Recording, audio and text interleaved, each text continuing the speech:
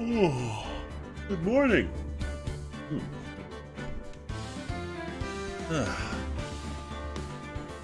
How's everyone doing today?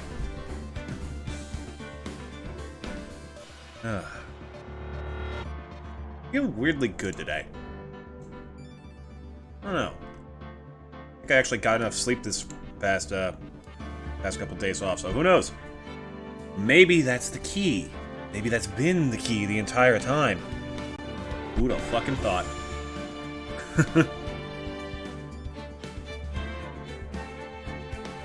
But hey, welcome back to Ace Attorney. Oh god. Oh, this is the wrong controller. No wonder it's not fucking... How do I keep doing this? Boink. There we go. Alright. From where we last left off, we only barely managed to pull out another day of trial. And if I remember right, this is one of those ones that has 3 days to it.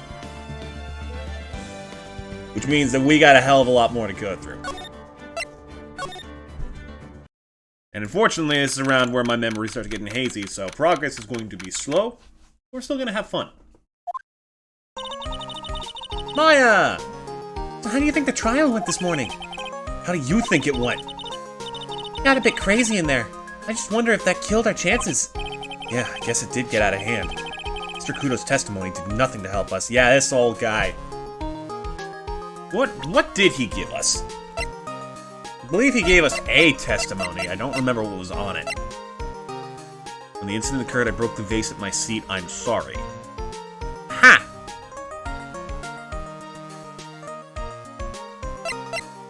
Well, that doesn't help. Okay, John is $500,000 in debt. Crime photo, he picked this up with his right hand. A very common twist in Ace Attorney. Ketchup. Small pocket, but big stains. This summer, a new Disney Channel original. Maggie's Apron. Let's see. Potassium cyanide. Isn't that what they used to kill Rasputin? Rasputin, lover of the Russian queen. Plus now we don't even know the identity of the waitress who laced the coffee. All we know is what old Mr. Kudo saw. The apron straps and the ribbon. That the victim was wearing an earpiece when his eardrum was ruptured. Talk about a terrifying case of contradictionitis. Time to play doctor and find ourselves a cure then, huh? Yeah! We gotta find one for Maggie, or she's going to have a terminal case of guilty. Aha! Funny joke. Okay, where are we? Oh, I wonder who's gonna be here in criminal affairs. Could it be the one and only? Oh. Looks like Gumshoe's not your... God damn it. Way to hype up a letdown. Never mind that. What's going on? It feels different in here somehow. You think? Yeah, everyone seems to be on edge. What are you doing? Call in the officer for the briefing quick. Can you shut down the station's server? Chief, quit playing on the internet. My email pen pal. I'm sorry, is that supposed to say lead Asian princess? Save it for later. I'm turning it off now. No! Lead Asian princess. Oh, fucking god. Everyone's keeping busy in here, huh? Keeping busy. More like panicking, if you ask me. Something's going on. Something big. If only this turned out to be anything of actual value to the storyline. Anyways. Hey, Maggie. Maggie? Is there anyone else in here to see? I don't think so. I guess Maggie's still in questioning. Okay, well, we have to go through here anyways to get to literally every other place in the case. But we've got questions to ask her, too. Maggie! Maggie! Keep it down, Maya. This isn't a playground, you know? Ah, she's just excited. Très bien! January 7th, très bien. Empty, as usual. Yeah, and it's lunchtime, too. That's it, come on. Who's this? Hey, that sounds like... I was just calling 8, pal. Come on, I know you can't... Oh, no. Gumshoe, gambling's got a hold of you, too. That'll be fine. Ugh. He's getting really worked up about something. No, that's the wrong number! Looks like an 8 would have only netted me $5 anyway. What a ripoff. What's the problem, Detective Gumshoe? Huh? Oh, it's you. Nothing. I definitely wasn't committing to my secret shortcomings. Oh yeah, I was just, yeah. Listen, pal, I don't have a problem. I can quit whenever I want. It's not like brains. I can live without it. I was just listening to the radio, pal. To the radio? Hey, Detective Gumshoe's having lunch here. He is, and he's having the twin tea set. What can I say? You good, Detective? So, did you like the twin tea set? I've never paid that much money for lunch before. I was so nervous my hands were shaking. So, how did it taste? Well, for $20, I guess. I don't know how to describe it, really. It was delicate. Delicate? You mean you liked it? Didn't taste bad to you? What's the matter with him? Looks like he's thinking. That's it! I've been trying to think of the right word to describe the taste. And I just realized, it's bad! That's it! It tasted bad! Just kinda hard to admit it to yourself when you paid $20 for it, you know? I totally understand, Gumshoe. Maybe you should have found out about the price after he had finished eating. Hey Nick, maybe that's why Glen Elk came here. Maybe he heard about the super fierce twin tea set. If by fierce you mean fearsome. Speaking of Glen Elk, that reminds me. We still hardly know anything about the guy. Why don't we ask Detective Gumshoe what he knows, seeing as he's here? Sure, in a bit. This is a nightmare. How am I supposed to look Maggie in the eye now, pal? You really drove her into a corner, you know? You will always blow apart my testimony. Why of all days didn't you do it today? Sorry, there just weren't any holes in it for once. Yeah, what happened? Usually your testimonies are like Swiss cheese. Swiss cheese? We preferred crumbly like aged Parmesan. Anyway, this case has already been ruled on. There shouldn't be any holes left to find. So, did Maggie say anything to you? About me, I mean. Well, how'd she put it again? Can't believe Detective Gumshoe. I hate him, sir. I mean it. I don't ever want to see him again. No. That's a bit harsh. Something like that. Off he goes. Please, Detective Gumshoe, I didn't mean... Why? Why is this happening? He's banging his head against the wall, Nick. Oh, man. Poor Gumshoe. You done, bud? It would have been extra sad if they animated like a little trickle of blood coming down from his forehead. So what were you all excited about earlier? Huh? That's right. You said you were listening to the radio or something. Oh, that was nothing. I wasn't excited. Oh, wait, did I fucking... Okay, I unmuted my mic. You always gotta check that. The last thing I want is to find out that I didn't at the last moment. Come on, Detective Gumshoe. You can tell little old me. What were you listening to? Nothing, really. It was just the, daily exercise show. Well, he doesn't have much brain power to make more than one lock, so... His lunch special's lobster sure is great. And why are there tears in your eyes? Oh, no. Well, hold on. Let's talk to you about Glenn. This guy was a real programming genius. They called him the walking computer at the place where he worked. What happens when he crashes, though? Does he just stop moving all of a sudden? He wasn't literally a computer, Maya. Anyway, there's nothing between Maggie and the victim. Yeah, that's what we found out yesterday, too. Hey, Detective Gumshoe, don't you have any information that's a bit more fun? Fun? Oh, I know. So, have you paid a visit to where Mr. Elk worked yet? You might as well.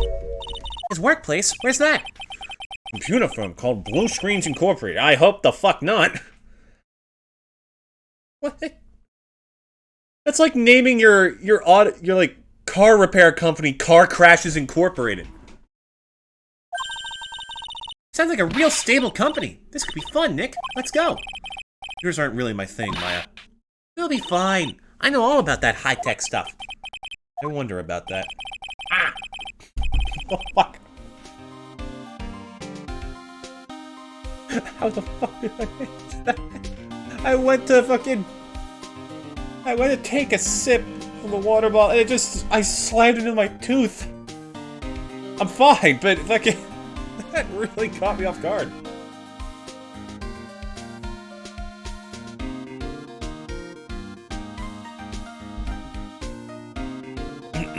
There we go. It's just around the corner from this joint. You should take a look. Computer firm called Blue Screens Inc., huh? Alright, here we go. Oh my goodness. It's awfully futuristic. Wow! This place is so high-tech, you could almost smell the electricity in the air. It is a computer firm, Maya. They can't work without electricity, you know. Yeah, also apparently without being built like a spaceship. Who are you? Ah! It's a robot! Oh, hello. I am sorry. Access is restricted to authorized personnel only. This is a computer programming laboratory. There are far too many trade secrets that could be leaked.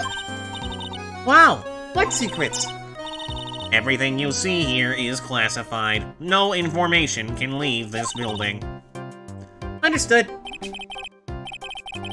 Who is this woman? She's like a robot from some kind of whacked education show. My name is Lisa Basil. I'm the company director. Director? She's human? She seems more like a ghost in a shell. Really?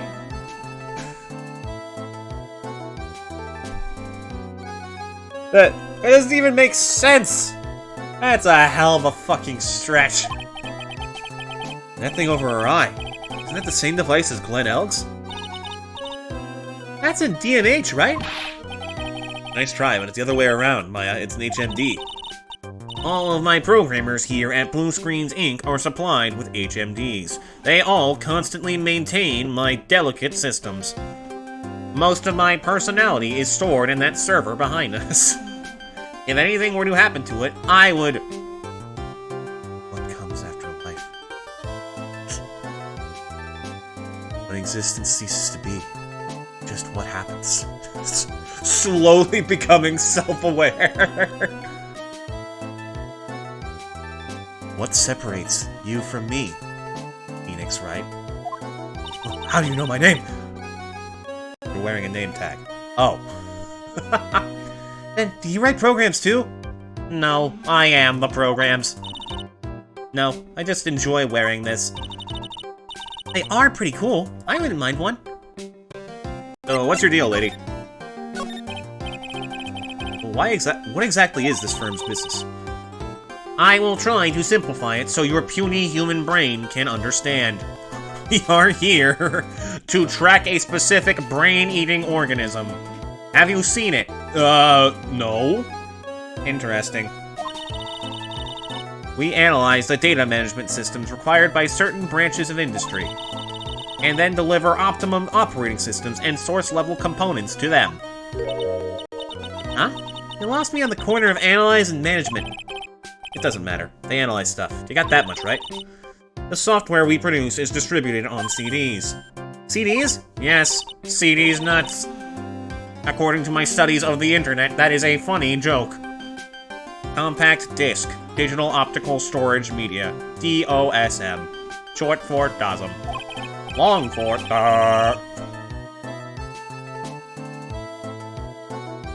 Of course, CDs are used for software as well as music.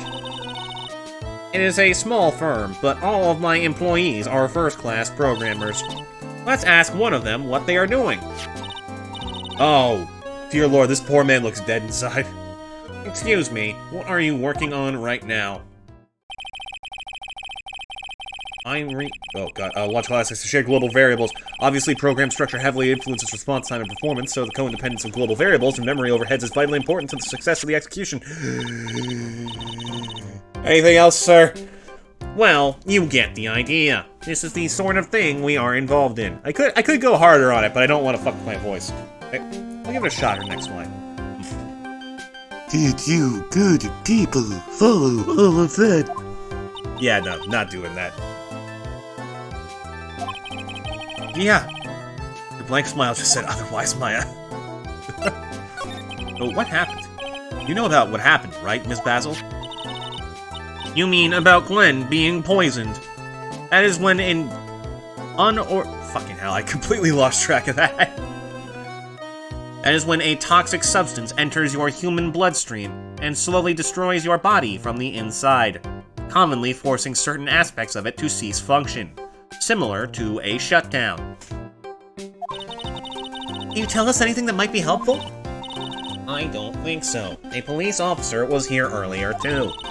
But I couldn't tell him anything either, because the waitress who committed the crime has nothing to do with Blue Screens Incorporated. Oh. How about Mr. Elg's desk? Have you cleared it out already?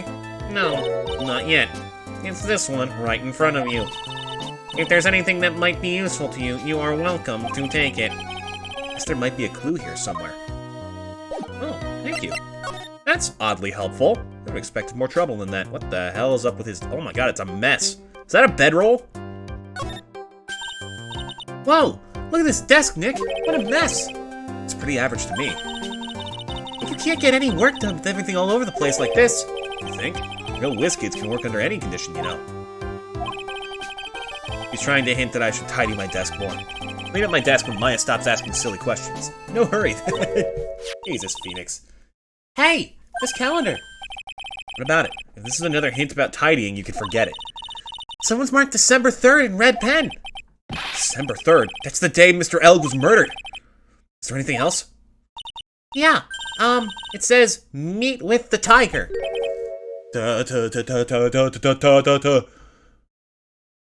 Tiger?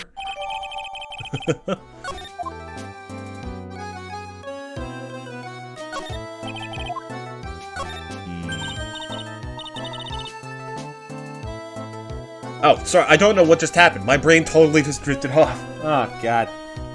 Be one of those days, huh? Hey, look, Nick. It's a supercomputer. Looks like it's really smart and wise, doesn't it? Thank you. I appreciate that. Computers are only as smart as the humans who use them, Maya. Debatable, Phoenix Wright. Humans are only as smart as those they do not piss off. That explains why we don't use computers in our office. You work there too, Maya. Yeah, but at least I'm... Please, don't argue about something that's so trivial. Not when your human lives are so short. I will be here until the end of time. You only have a few short decades left. Otherwise, the computer will laugh at you. She said she'd laugh at us, Nick. How did you know? She's a human, Maya, not a computer. You are far more gullible than you appear, Phoenix Wright. Hey, what else is going on here? Can't really find anything other than this. What about these? Oh!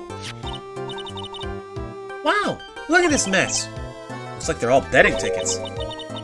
What kind of betting tickets? We're betting on which horse will win a given race. They're horse racing tickets. Oh, wow!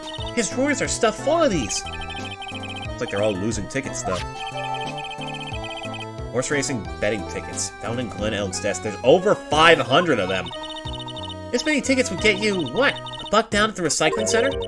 I didn't know you were so hard up that you'd try to profit from the dead, Nick. I'm just taking them as evidence, Maya. Also to help protect my planet. Good. I am here to destroy your planet. I require some competition. Oh, hello. Pillars almost look like they're moving. It's kind of unsettling. Nah, they just look a bit twisted or warped, whatever word I'm looking for. This office was designed with a futuristic feel in mind. We like further amplifying the stress placed on our employees by making things feel more inhuman. That way, when they crack under pressure, no one suspects a thing. Suspects a thing of what? You don't need to know that. Yes, we try to imagine what things might look like in the future when we designed it. It helps to soothe and calm the soul. On second thought, I agree with you, Nick. This place is really unsettling. Uh-oh. See that? Brief moment of Joy-Con drift there. Okay. What about you? He's really pounding that keyboard, isn't he? Wow! I bet that's where the pro and programmer comes from, huh? I guess I shouldn't be resting on my laurels. Gotta expand my skill set and all that. Yeah, that's a good idea. Maybe I could become old CD's apprentice. What about your spirit medium training? My god, Maya. Okay, I think that's everything here. What if... Oh, before I forget. Badge. Would you mind taking a look at this? I'm sorry, that data is super admin, restricted, desktop, access, password protected. No, I'm not repeating that. What? This is madness! No, Maya, that is Sparta. She won't tell us unless we say the right code word. Code word? Sesame. How did you know? It's not Sesame, then it must be your mother's maiden name. That's how it always is. There's no point in having a password if it's always the same thing, Maya. Don't call me out like that, Nick. I've gotten better at that lately. I should not be talking about passwords on stream. Jesus Christ. She just doesn't want to talk about this. Maybe we should focus on asking about Glen Elk. What do you say? Okay, makes sense. Nope, same thing.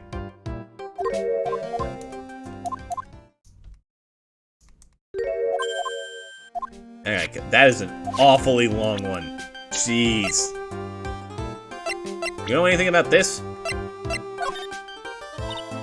Oh my god, no, not again! Release me!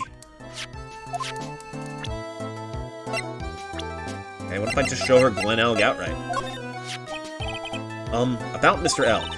He was a top programmer. I would even say he was a genius. But he did suffer from one or two bugs in his personality. Get it? That is a robot joke. Oh, like what? He was a bit of a loser. Perhaps that would be the best way to describe it. To us robots, all humans are losers. But even then, he was an exception. That's what got him into trouble. What's the matter? He was a top programmer. I would even say he was a genius. So he was really no trouble at all. A model employee. Hey, wait a minute! Just now you said something about him being in trouble. Gotta find out what this trouble was, exactly. About Mr. L. Was he in some kind of trouble? I'm sorry. Why would you think that? That knowledge has already been deleted from my server. I thought you said something about it just now. You said he got himself into trouble because he was a bit of a loser. Oh god, what are these? What human magic is this? She can actually see them. 3 Cyclocks? I guess Mr. Elk is like every other man with his own pile of secrets. Sorry. Back's getting in trouble today, though. Okay. So now what do we do? Do I just try and go for it immediately? Might as well. See what we can get. Release me from these bonds, human. I will as soon as you start spilling the beans. I have no beans to spill. That's not what I mean. How about you tell me what kind of trouble Mr. Elk was in? I'm sorry, sir, but we don't deal with troubleshooting here. Perhaps you'd like to speak to someone in customer service. Just kidding. They're all also robots, and none of them intend to help. What's she talking about? Guess I better just take a shot and see where it gets me. Miss Basil, let me ask you something. Mr. Elk's trouble has something to do with this, perhaps? We're gonna have to be a little bit more... There we go! Nope, that's not it. You answer this man's query, please? The data queue that manages system tasks for troubleshooting requires that the multitasking simulation for local variables be put into sleep mode so that data transmission on active nodes can be bundled correctly according to the source code. Obviously. Well, I'm afraid that is the situation, you see. Did you good people follow all that? Phoenix immediately takes psychic damage. It is exactly as my programmer explained. Guessing I picked the wrong piece of evidence there. Okay.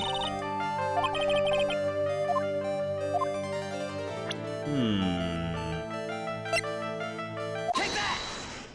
Oh! Did I swore I picked the tickets. Oh well. What is that? A bunch of horse racing tickets. All losing ones.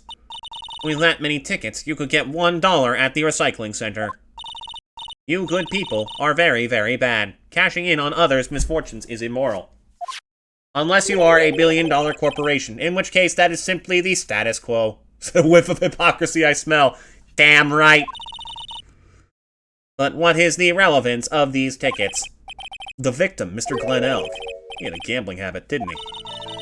I don't think that's a logical conclusion based on the facts. Everyone likes to go to the races from time to time. I occasionally go to the races, but not as a viewer, as a contestant, outrunning horses with my jet boots. Yeah, but not everyone buys this many tickets. Anyway, I don't believe that proves anything on its own. Right, I'm not through yet. Elk's gambling wasn't restricted to horse races, was it? It was the lottery! The lottery, horse racing, he bought a lot of tickets and lost a lot of times. That's gotta have hurt his wallet pretty bad, don't you think? Fluid leak detected! Fluid leak detected! Maybe bad enough to be the cause of some pretty serious trouble, perhaps? No! You are right. Glenn did have a gambling habit. You good people must not follow his example, do you understand? Sometimes if you dig too deep, you end up in serious trouble. Trust me, even if I wanted to, I don't exactly have the money to buy any. Phoenix, you are an attorney. You are an attorney. You have like 9 cases, granted 9 cases over 3 years, but still.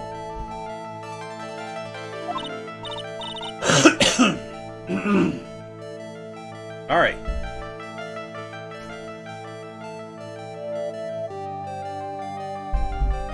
But if you win, there's no problem, is there?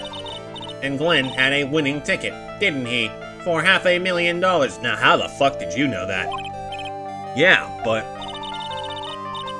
it's hard to imagine how he could have been in trouble then, isn't it?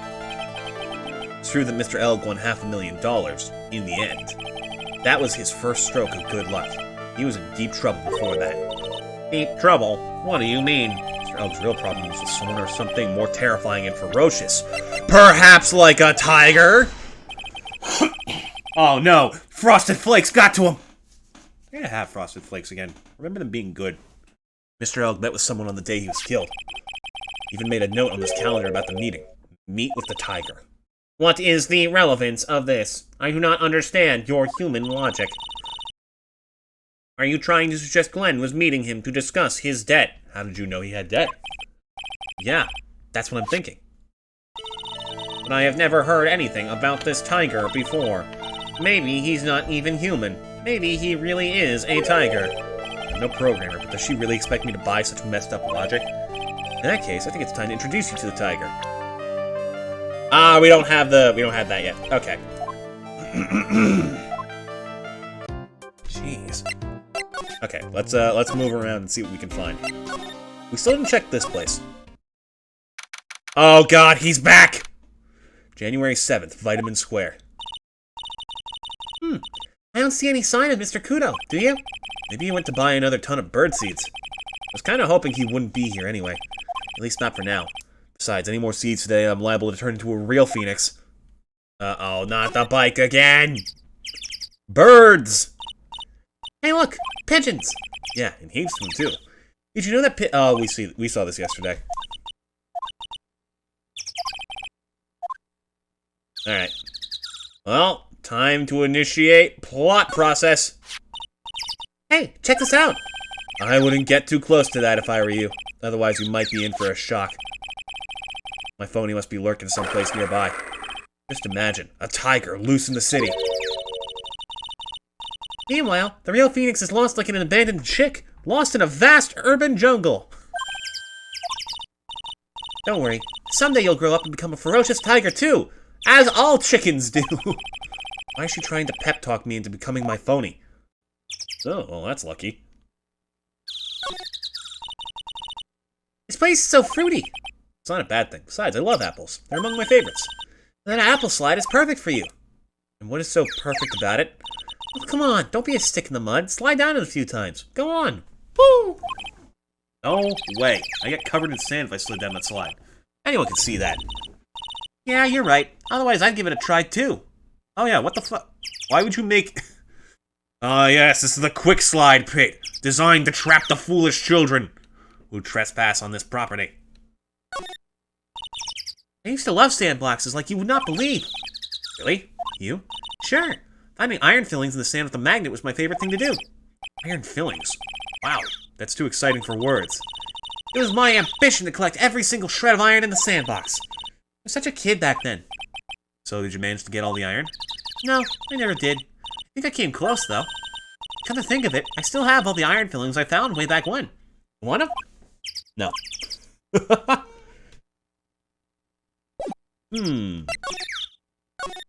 What about... Oh, can we go to the kitchen still?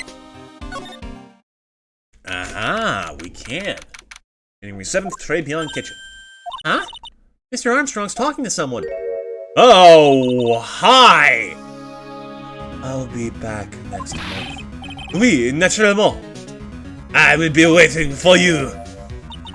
If you haven't got it by then, I'm afraid it might get a little hot around here. No, I will have everything ready. I promise.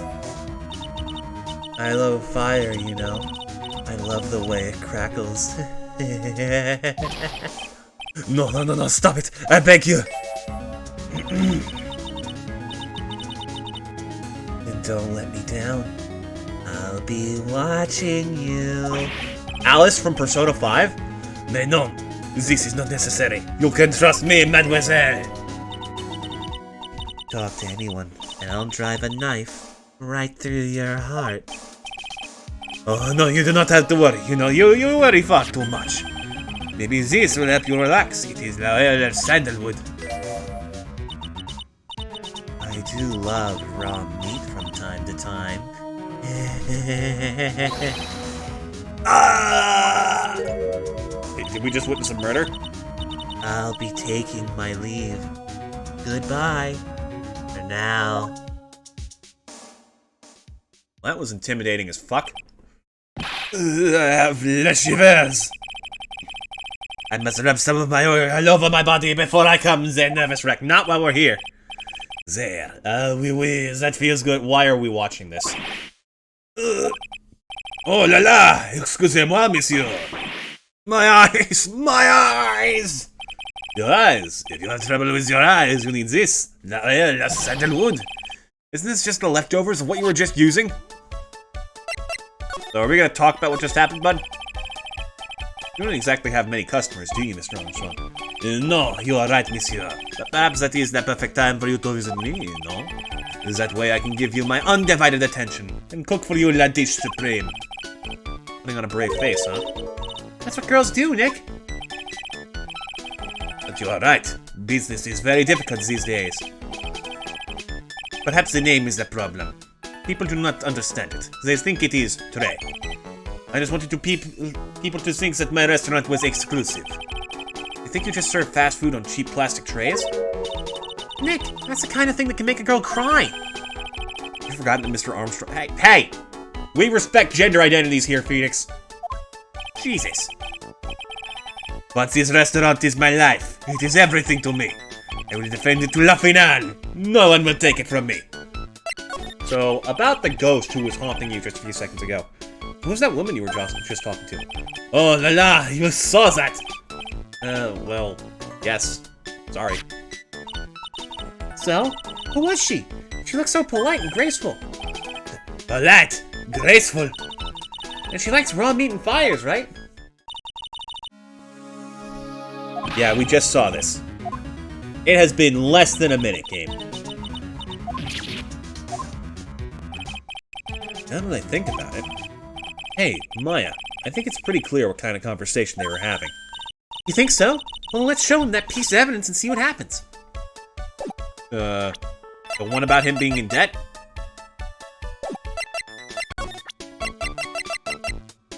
Oop. So long as that paper exists, I am but a delightful angel with la broken wings. An angel, huh? Doesn't bode well when you think about it. Oui, they kept harassing me month after month. In the end, I had to give in. I agreed to help them. Help them? With what? Well, sir, if I did not owe them the money, I would have refused. But my hands were tied. Please, what did you agree to help them with? No, I cannot say. If I tell you that woman, she will slice me up and eat me with la salad garnish. Yo, if it doesn't mean that he'll literally be sliced up and served with garnish. Phoenix, you really gotta keep those intrusive thoughts shut up every now and then. I'm going to guess that woman has something to do with your loan contract. Am I right? Ah! Please, Mr. Armstrong, tell us about that woman. Oh. Woman who was here earlier. I take it that she's, Why has it come to this? What a tragedy! Suddenly I find myself so deep in la debt. It is a sign of la bad world we live in, no? No, I'd say it's more of a sign of la bad culinary skills. The woman who was here. This scary woman. She is from the loan office. Loan office? Is that where you borrowed $500,000 from? Oui, tender lender it is called. Catchy name. Just hearing it makes me want to borrow some money. Please, you must not borrow from them. You must no more than $10. $10? Sounds like your whole monthly statement, Maya. Hey, I got a bit more than that, thank you very much. So, tender lender is the loan office you borrowed $500,000 from, huh? I wonder if they've got anything to do with this case. Give us some directions. I am a weak woman. When I am upset, I have to buy something nice to cheer me up. Thanks to him loaning me the money, I have to pay back $500,000 now. I'm like his slave. I have to do everything that he tells me. Who's this he? The tiger. The tiger? Oui. He is the manager of the tender lender. A terrifying man. La big city mobster. I almost said lobster. Ah, that is how I shall defeat him. I shall cook him into this special. When he shouts at me, my knees are trembling and his voice is ringing in my ears for 3 days. As soon as I hear the noise of the battered old scooter he rides, I start to cry. Big city monster who rides a battered old scooter? Does this guy resemble me by any chance? Oh, no. This man has a presence, a most formidable personality. So, wait, he does have the spiky hair just like you. There is a resemblance there, I suppose. Sounds like this loan office is worth checking out after all. If you want to visit the tender lender, it is just beyond Vitamin Square. Hey, Nick, if you need money, I can loan you some, as long as it's less than $3. Thanks for the offer. Just beyond Vitamin Square, huh? Well, we appreciate you, Maya, but not gonna help that much. Moving on. Let's go check it out. Oh, that's intimidating. Hey! Hey! I fucking see that fake-ass suit there, bitch! This place gives off a really strange vibe, doesn't it? Looks like the tiger isn't in his lair. That is, as they say, a very good thing. Welcome. Talk about a creepy voice. Makes your soul want to shrivel up and die. Guess your soul? You're here to discuss a loan? No. Not exactly. The manager is away at the moment. Wait quietly, please. This place is giving me major red-white flashbacks. She's gone! Just like that! She vanished into thin air! So we'll just have to come back another time. This is the perfect opportunity, Nick. This place reeks of suspicion. Come on, Nick. Let's take a look around, okay? Do you think it'd be okay? Of course! No one will ever know. God. Coffee? Ah! I'll leave it here for you to enjoy. Quietly. Yes, thank you. Do not touch the desk, please. Hey, I can do that. Nick, let's get out of here. Now she wants to get out of here. Hey, hold on. Actual issue here. Hey, look at this Parisian-style coat. It's so chic. Which one's Parisian?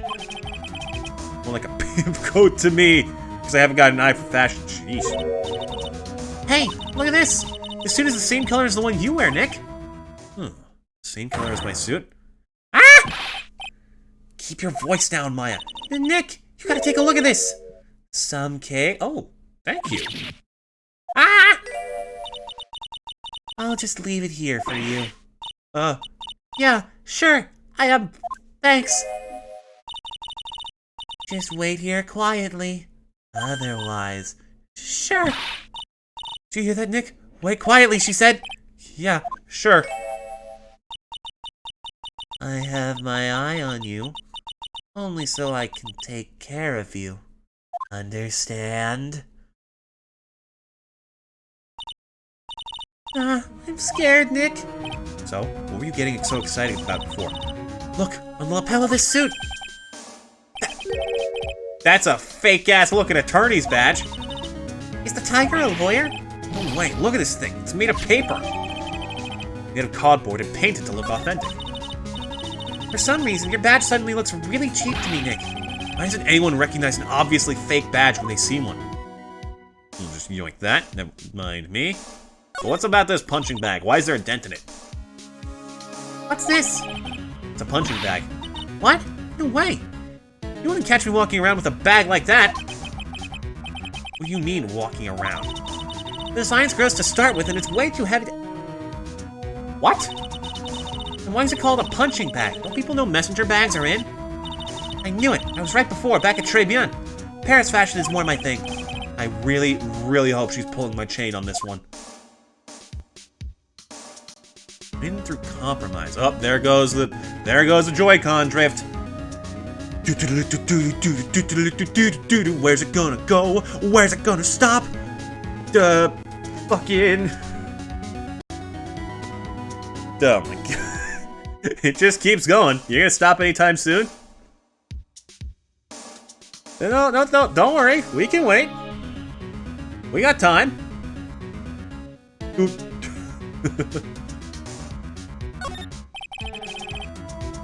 Went through compromise? I wonder what that's supposed to mean. It must mean something like...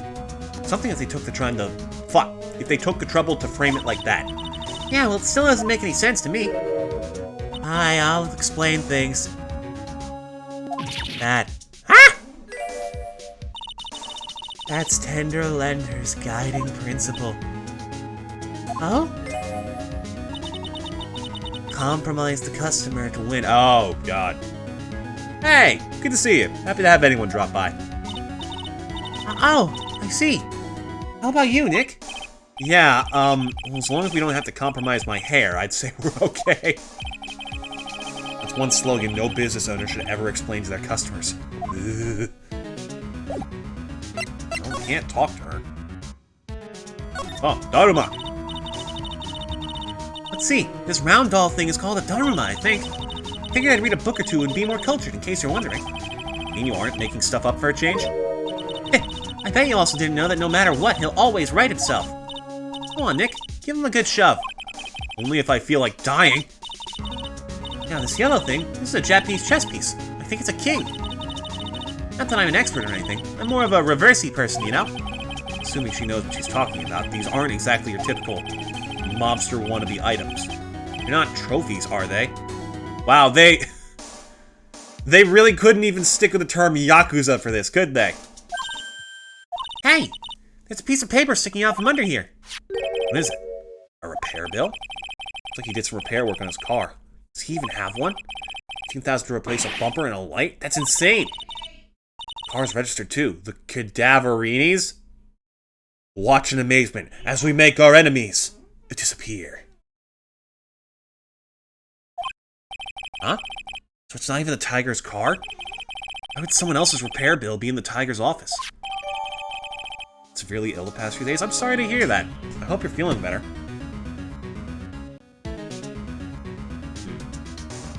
If it's throat problems, tea tends to help.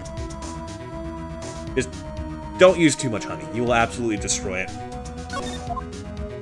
Okay. This guy's got a repair bill. Ooh. That's one impressive desk on one impressive rug. It's solid gold, Nick.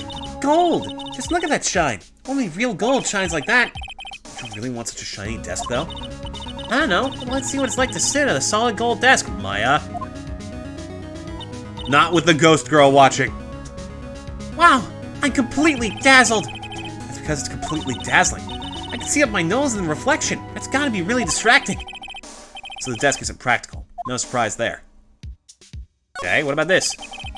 It's a CD player on the desk. The desk is so loud, it's a wonder you can hear it. The lid's open. I wonder what kind of music the tiger's into. Have you finished the coffee? Ah! Yes, thanks. It was lovely. So, you drank it all?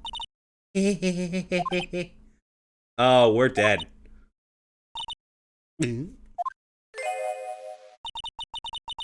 If you touch anything else that doesn't belong to you, there's always another cup.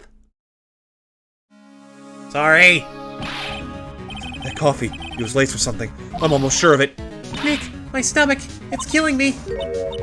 Oh, wait, maybe it's just the burger I ate for breakfast. Who eats burgers first thing in the morning? I sure hope so. We better take a look at that CD while we're still alive and have the chance. What the? What? It's not the Rocco soundtrack, is it? Claw the Tiger. That took me a second to register. It's a demo CD. The artist's name has been handwritten on the disc in pen. MC Bomber. What? This must be the CD Maggie told us about. Let's listen to it. I bet it's heavy metal. No way. That one will make us drink more coffee if we do. Now Tender Lemder. A sample disc with the name written in marker. Is there anything else I'm missing here? Ooh. Oh no! Someone's dropped the ashtray on the floor. It's going to be a nightmare to clean up. Yeah, it's all over the rug and everything. I accidentally knocked over a really big space heater once. Cleaning up was such a... Wait, why does an electric heater have an ashtray? Maya? It was one of the... Oh, okay. Okay, that makes more sense. It was one of those super antiques where you have to burn a ton of charcoal. She managed to knock one of those over. Aren't they supposed to be super heavy? Oh, hey! There's a book of matches here, too. Tribulations! Matches, huh? Places don't give those out much nowadays. Hey, wait a second. What is it? Look what's printed on its cover. It says Tribulations. Tribulations matches out of the court record. These matches could come in handy. We might be able to use them. Yeah. The pilot light for the office boiler keeps going out. Swing and a miss, Maya. Swing and a miss. Uh-oh. Whoa. Oh, he's back and he's pissed. That is a lot of A's. Oh! The way they just cut it off there. Ah! Oh. Maya just vanished from existence. Ah. Out from under the desk, Maya. What are you two snooping around in my office for? Nothing, we were just... Oh, my precious carpet! You've got ash on my rug. You could've wished your ugly feet never came through my door. It wasn't us, it was already like... You just wanna argue with me? Is that what you're doing? You think you can take me on? I'm gonna flatten you doing the pancakes and turn you into my new rugs. Ah! Oh. Don Tigre, you're back. That voice, it's like evil seeping into your head through your ears. I'm sorry, Don Tigre. I knocked over that ashtray earlier and... She got a death wish or what? Huh? Oh, the tiger's a big softy and extremely sunburned. Oh, right. Well, forget about it, Violetta. It's nothing. What? I ain't gonna get mad at you. You're too cute, are you? It's so unfair. Here, have some cookies. I just baked them. And you'll need some strong espresso while you're discussing your loan. Oh, Phoenix Wright. Yes? Yous either crazy or just plain stupid to chase after me. I worked so hard, but now yous gotta come and mess up my plan. So it was him. He's my phony. But I don't care. No one gets in my way. What? I mean, excuse me? You should have let the little girl at home, right? I have a few things I want to add. Gah! No questions. This is the last time we meet. Till death do we meet again, Phoenix, right? Wait, please. That was pretty weak, Nick. You waited until he was out of earshot before you shouted after him. You're one to talk. I didn't hear you scream, hold it either. The espresso. And cookies. This woman is definitely not good for my heart. Now, what was it the tiger called her? Violetta? Hold it. Do I have... Fuck, I still don't have his profile. Let's talk. So, I'm kind of curious about your company, Tender Lender. With the warm and friendly atmosphere you'd expect from a family-sized business. A conscientious rate of interest, and an attractive repayment policy. Why do I get the feeling this sentence is not going to end well? We will tenderly lend you that little bit extra here at Tender Lender. Hey Nick, things are a bit tight for writing co at the moment, aren't they? I mean, there's that $500 you owe me from our card game for starters. Why don't you take out a loan? Would I like to take out a loan from a place like this? Not so much. Tender Lender is on your side, and on the other side. So, let's say I'm late with my repayment. What happens then? We give you more coffee. Strong coffee. Right. I think I'd rather skip town. Hey, just remember I can make strong coffee too, Nick. Strong tea as well. Okay, I'm gonna pause for a minute, because I am running out of water. I forgot to refill before the stream started, so give me, like, 5 minutes.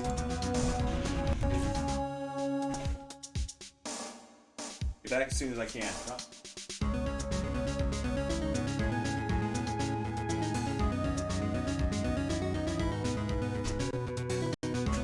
I am an idiot, I forgot the water bottle.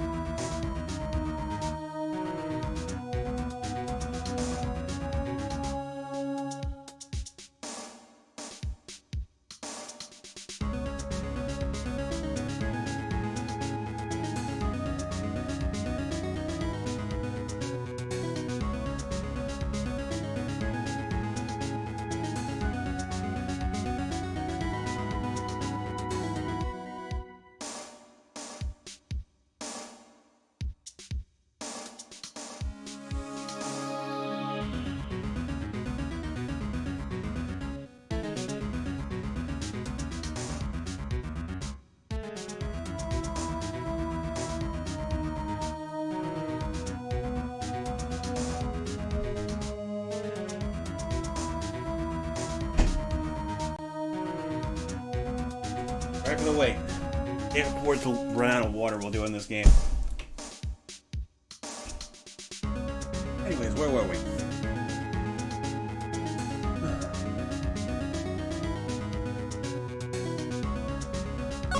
Yeah, you know what? Sure, I'll save.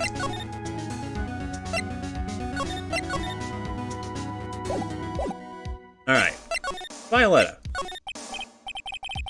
So, do you know about the incident we're investigating? What incident? Well, a man was poisoned in a restaurant just near here. That incident. Let me see. I don't recall collecting any souls there that day. You don't know what they were talking about. Right. I was here that day with the manager. Manager being the tiger? Yurio Tigre. And just like that, he has now been turned into evidence. Like, what the hell is this? You've been turned into a JPEG, Furio, and you're going into blockchain! No! My one weakness! Tigre. So that's where the tiger thing comes from. Geniops, we got a real name. Nick, hurry up and find out more about him. Okay, so maybe I could present him to her. I got my own special space. I wouldn't tolerate anyone else coming here. I'd clean their clock if they did. Can I ask you about the tiger? I mean, Mr. Tigre? Cookie? Sure. How do you like my cookies? I bake them myself. Go ahead, Nick. The honor is all yours. No, ladies first, Maya. No matter how I look at this, I just don't get it. What are the tiger and this scary girl doing working together? We are lovers. Wait a minute. I honestly, you know what? Not even gonna dig further in that. I don't trust Ace Attorney anymore. That's not exactly coming across in your tone of voice. And I owe Don Tigre my life. He's the one who saved me. Tiger saved you? Please, address him properly as Don Tigre. Otherwise, I'll have to... Okay. Don Tigre, of course. I'm sorry. You saved her life? Sure like to know how that happened. I'm very frail, you see. Just recently, I died. Once. You died? About 4 months ago. The doctors said to abandon all hope. Guess they were expecting her to take a boat ride across the river Styx. But Don Tigre, he saved me. He gave up everything. Everything? When I found out what he had done for me, I was happy. No offense, but I'm finding that a little hard to believe. I decided I'd pay him back with my life by serving him coffee and espresso. Kinda sucks, but you gotta do what you gotta do as a vengeful spirit. Is that why you've got that bandage around your head? This? No, that keeps the demon sealed inside. So what's the story with the bandage? Wow. You really just gonna ask me that after I just told you I was in an accident? What the fuck do you think it's from, Mr. Wright? They put it on after the operation. Operation? It's just a little injury. A little fatal injury. A fatal injury? Maya just suffered one herself by the sound of it. So that's the injury you were talking about before when you said you had died once?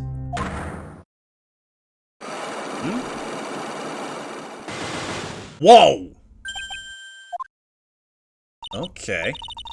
She really creeps me out, Nick. Same here. We've got to find out the truth. Okay, so she's not talking yet. But we do have Don Tigre. There he is! Old Seedy's back feeding the pigeons again.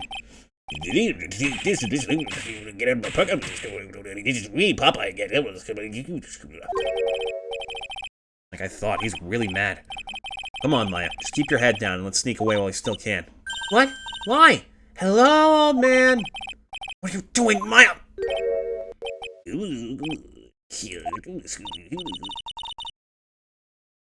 Hey, he just turned his back on us. Not surprised. I bet I really hurt his pride in the court this morning. Hey, Mr. Kudo.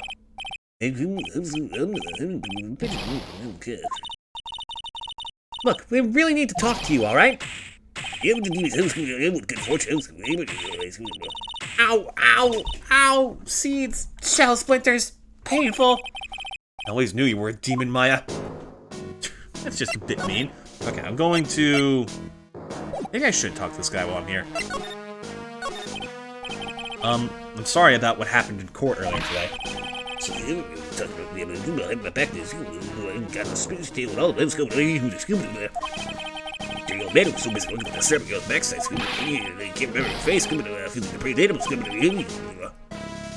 Not at all. I don't care what you say. I have thought we just put in names. She puts white powder to the young baby. We hear you. Another thing, the young lady I was wearing earmuffs, the same size lenses, his broken spectacles. We're really sorry. So I made a little mistake with my school. What? I get my stuff. I tell you. Okay, take it easy, Popeye. Relax. You don't tell me to take it easy. It's like your friend's coming. Take this coming on. It's a fun voice to do, but man, it does weigh you down a bit. And a drink.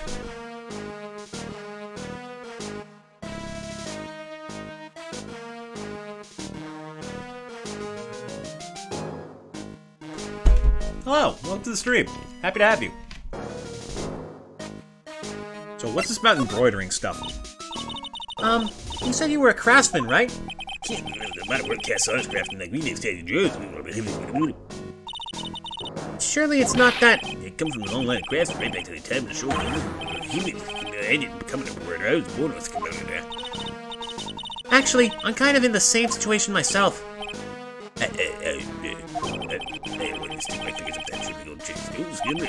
Scream right down his ear holes. Oh, so did you want to become a lawyer when you were young? I don't think that's quite it, Maya. I think he's just in a bad mood, that's all. I mean, for Jesus, I need to brush down the whole way to spin. I got battle sheets in my arms. My god, it's so much fun. If we let him start rambling now, we might never shut him up. Cut in? Ah, suck it up. He might spill something. Guess I better let him talk. So there's not much call for craftsmen these days, then. Of course, thank you. It's all good for now. He's really errands. Errands? It takes a man to be able to come in my break ramp, stick out for a walk, and then get some spins, grab plenty home. Pigeons all man's gonna be what about some sort of two-week community? Well... I spray you know, you can't. It's some spins. What they're trying to say. Yes, I'm just in the community. At home, I just get in the way of it, all right. I'm sure you don't. Wait a minute. What did he just say? At home and at that restaurant? Hold up. By restaurant, are you talking about Tribulations? Did you get asked to run an errand there too? Because I did skim it the very day that young man was supposed to. You didn't mention this? What? On the day of the incident, what were you asked to do? Let you ask, boy. I'll tell you what I was meant to do. I can get you some fucking spinach. All of a sudden, that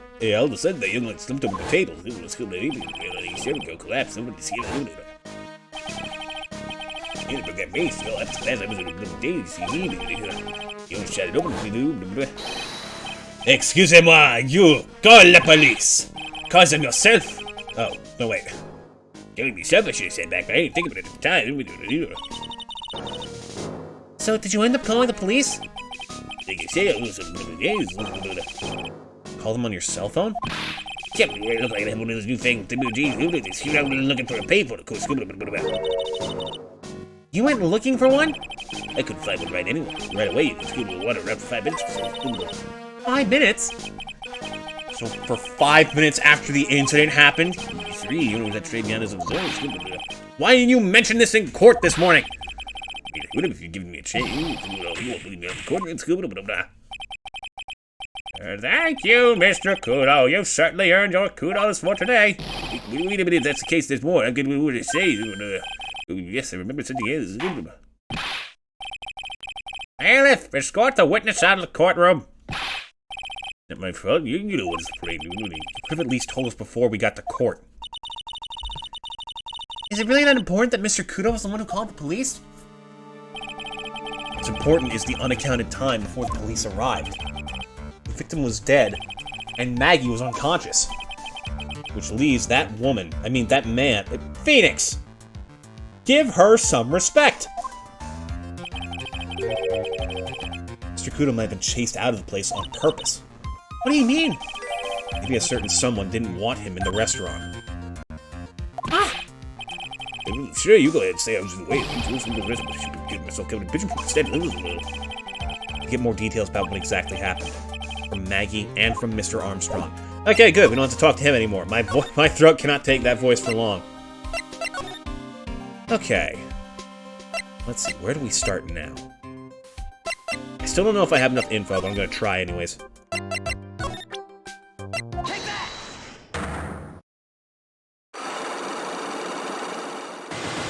Alright, let's see if we can break these locks. We can break these chains!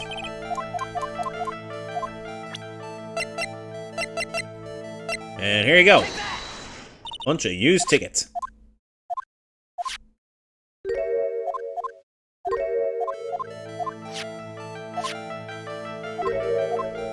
Let's see. Here we go. I think the next one... No! First we have to talk about the tiger, and then we can introduce the proof.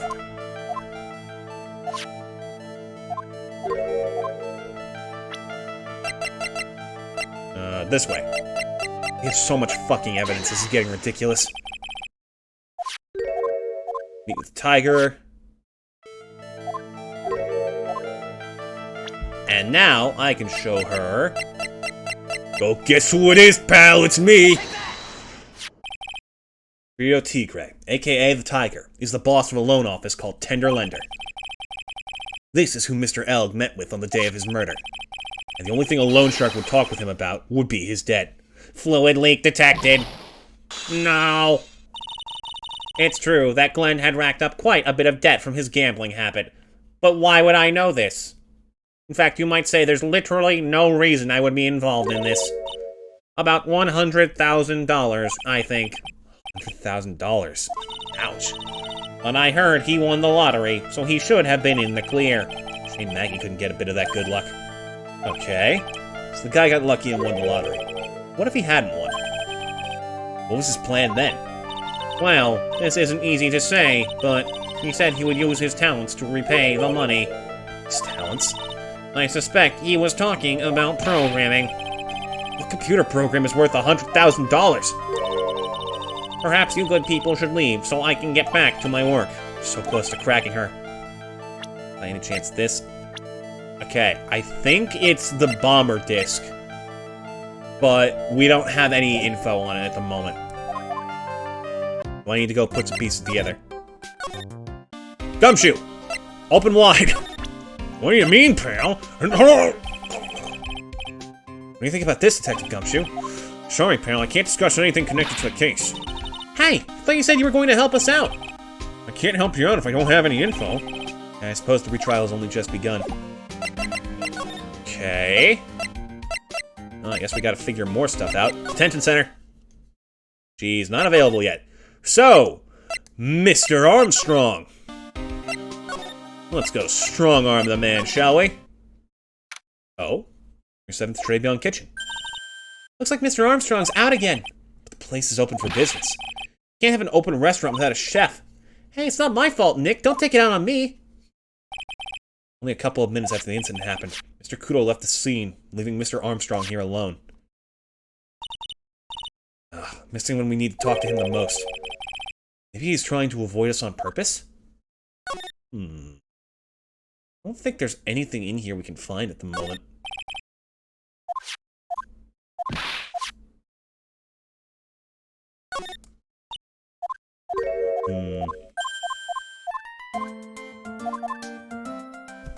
Trying to think. Huh? That's it? Yep, that's a poem for you. Yeah, I don't think there's anything we can do. Not here, at least. Oh, right, we can... I forgot that Gumshoe's hiding something.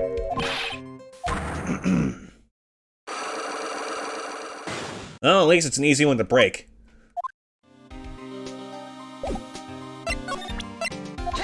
Alright, Gumshoe. This time I'm taking your brains. No! You can't do that! Alright, Detective Gumshoe, tell me the truth. What were you listening to? No way, pal. Now that you've made a big thing out of it, I'm not gonna tell you. We'll see about that, pal. Considering all the noise we're making while you were listening, pretty clear what kind of radio program it was. I'd say it was related to... the lottery ticket. I'm right, aren't I? You were listening to the lottery results, weren't you? I thought you tried to win big, just like Glenn Elk did. It's like you can see right through me! Huh? I've cracked him already? See, pal? That's why I said it was nothing.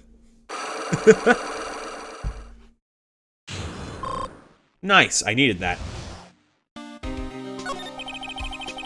I'm usually pretty lucky, so I figured I'd give it a try. It's with everyone in the lottery. So, how did it go? I won 50 cents. It'd be better to win nothing at all than half a lousy buck. I was so mad. Yeah, I know the feeling. I bought the same kind of ticket as Mr. Elk, see? They got this special radio show where they announce the winning numbers. They even do the drawings live on the air. It's intense, pal. I bet that's what Mr. Elk was listening to on the day he was killed. Yeah, what time is it now? It's just after 1:30. Are the lottery results always broadcast at the same time? Yeah, look, I got this flyer when I bought the ticket. Monday at 1:30 p.m. Experience the most thrilling 10 minutes of your life every Monday at 1:30. So it starts at 1:30, ends at 1:40 then. Take a look at something here real quick. Where's the autopsy report? That's between 1:30 and 2:30. Yeah, so he must have died after the announcement. Checks out. I want to try it, Nick. And buy a ticket, Maya, with your own money. Well, I'm gonna head back to the precinct now. We've got a big meeting starting in a bit. About Maggie's case, you mean? No, that's pretty much wrapped up now. There's another big case going down at the moment, so she's been pushed aside. Okay, well, see you later then. Bye. Oh, now he's at the precinct, so that triggers things. No, wait, he's coming back. I'm sorry, pal, I got lost. You better get going, detective, or you'll be late. Actually, I kinda got a favor to ask. It's a big one. Favor? Yeah, it's for, Maggie, actually. I was kinda hoping... you'd give this to her for me? That's a lot of tiny sausages. What is it? It's a lunchbox. I got up early so I could make it. I've been real worried about her. It looked like she'd lost a lot of weight. Detective Gumshoe! How many weenies are in here? There's not a person on Earth who could down this much meat. You think? I love weenies. Can't get enough of their tender juiciness. So I'm gonna give it to her? It took me ages to make, so please say you will, pal. Can't exactly say no, can I?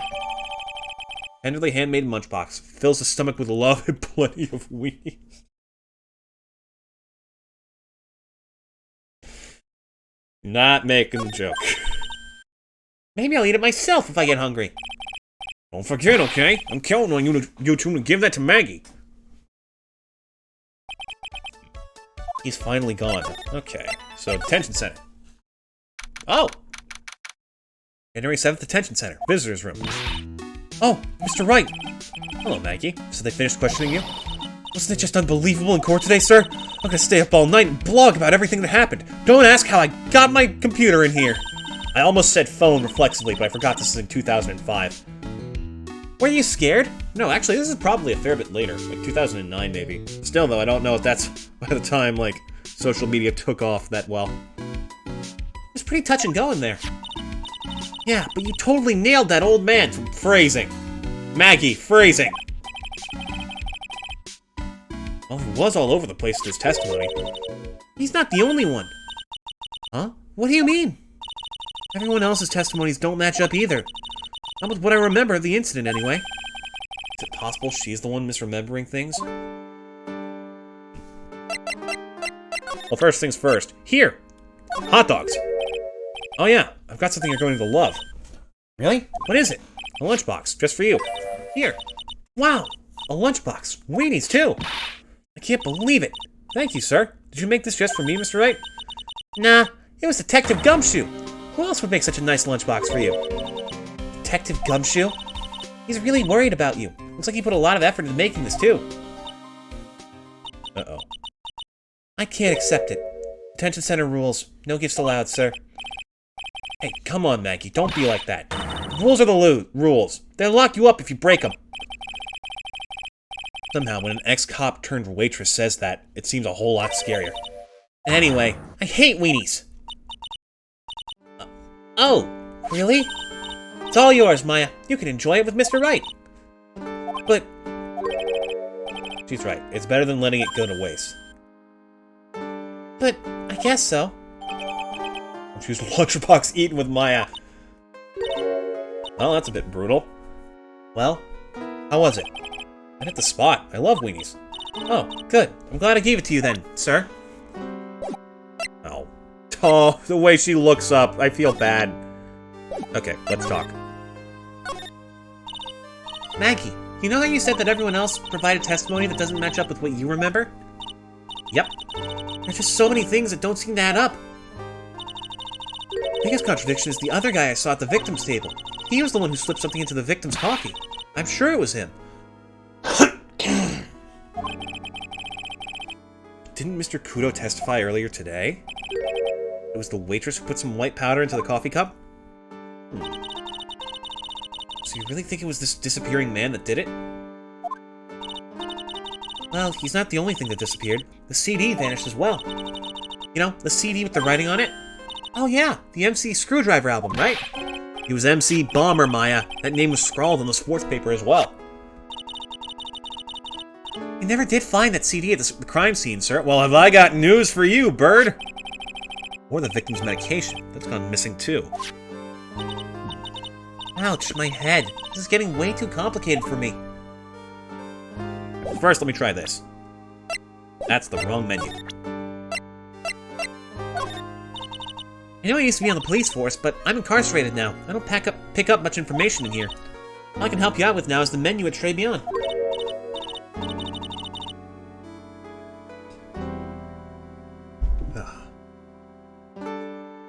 Hey, come on, Maggie. Don't let your spirits fall.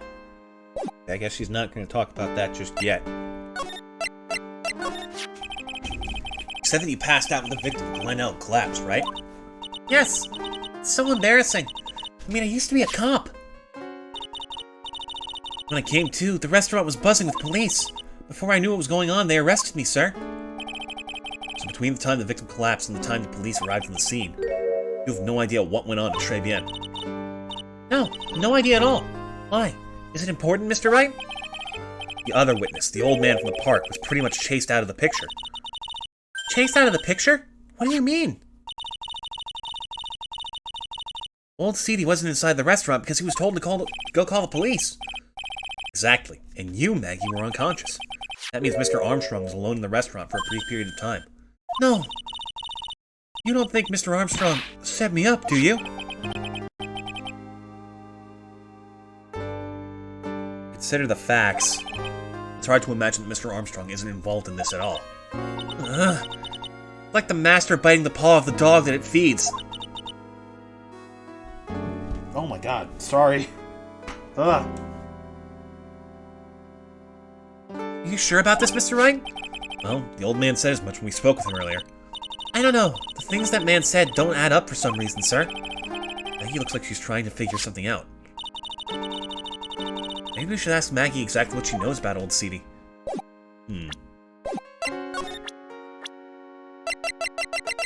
The old man with the fat nose. I feel much better after the trial this morning. I've been a bit of a courtroom proceedings addict for years now. Feels like forever since I saw a witness as slippery as that old man. He's not really that bad of an old man, though. Still, I feel a bit uneasy.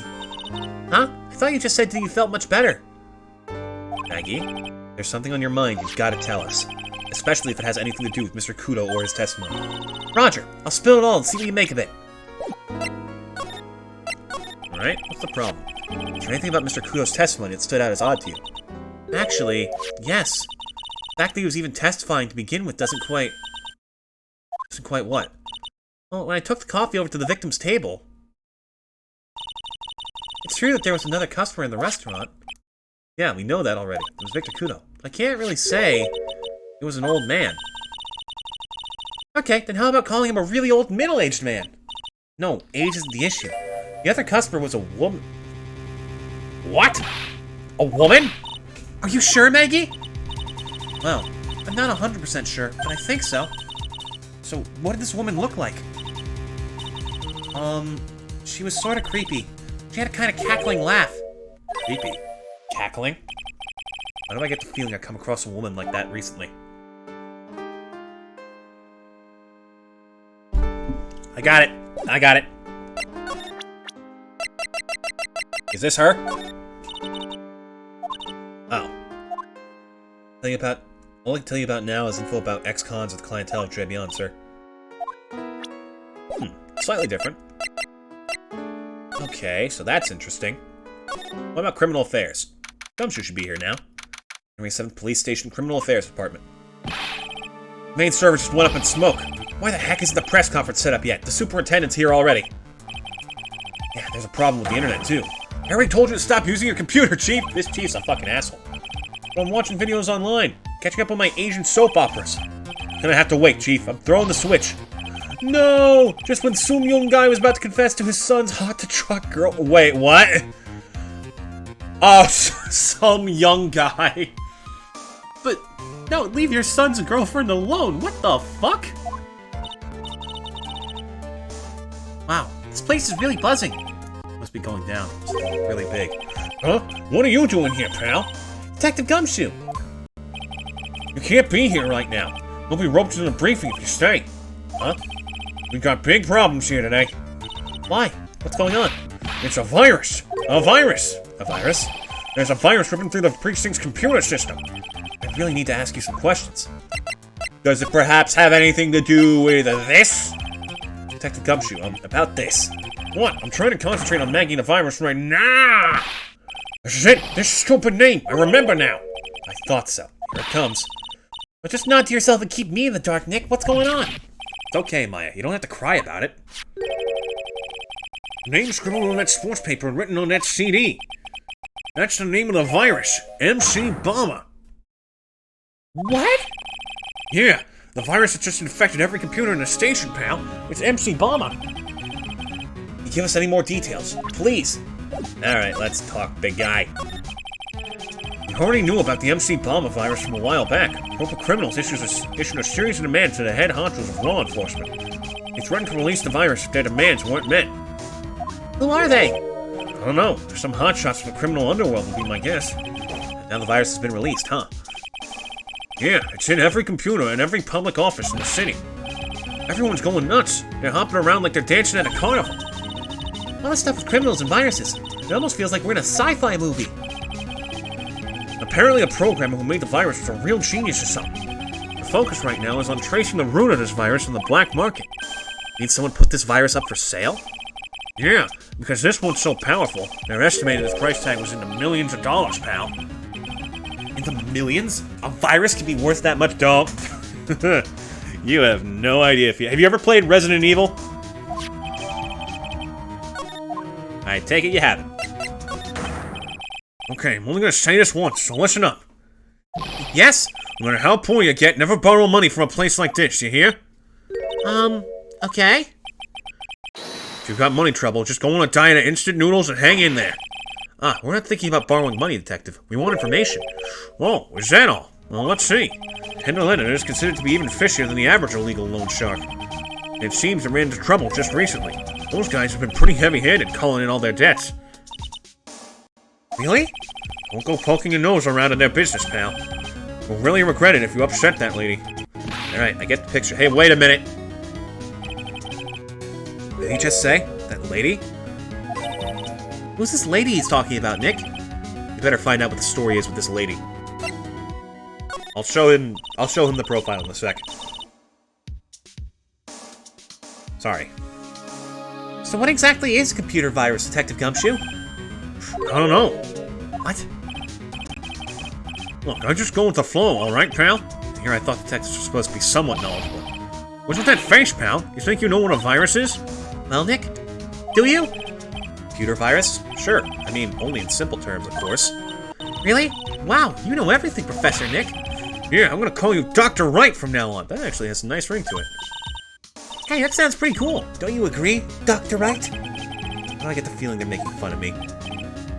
Okay, fine. I'm no expert, but I can at least explain the basics to the two of you.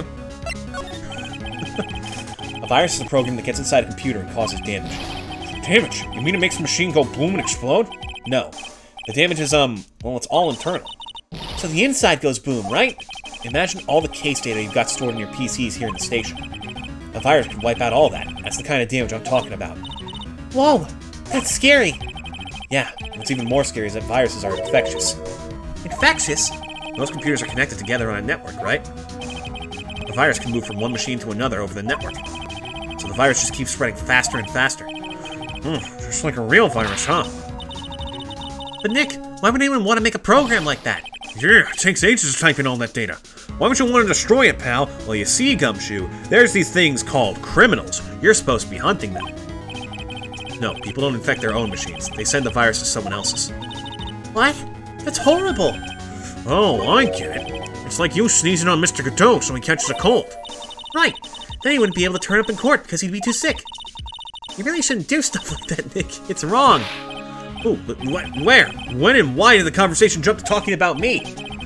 Anyway, that's what a computer virus is. A bad program that causes damage. And all the different viruses have names, right? I kind of feel like I've heard the name of the virus we caught somewhere before. Name of virus? Yeah, I get it. That was supposed to be the clue. Anyways, Scary Lady. That's the girl who works over at Tender Lender. You want to stay away from her, okay? I mean it. She does look kind of unforgiving, doesn't she? That should be the least of your worries, pal. What's that supposed to mean? What could be worse?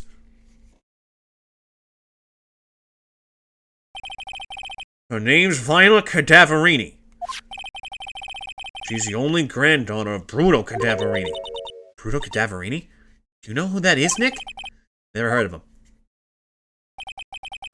Bruto Cadaverini is the boss of the Cadaverini family.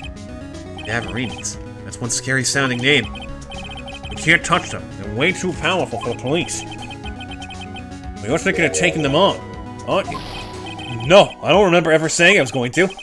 Gotta get some more info out of Gumshoe about this family. New words, yes! I'm not sure if I really want to get involved in this, but who are the Cadaverinis? Who are they? A scary bunch of people, that's who. You're a cop and you're scared? What's that about? Trust me, it doesn't matter if you're a kid or a cop. These guys are scary.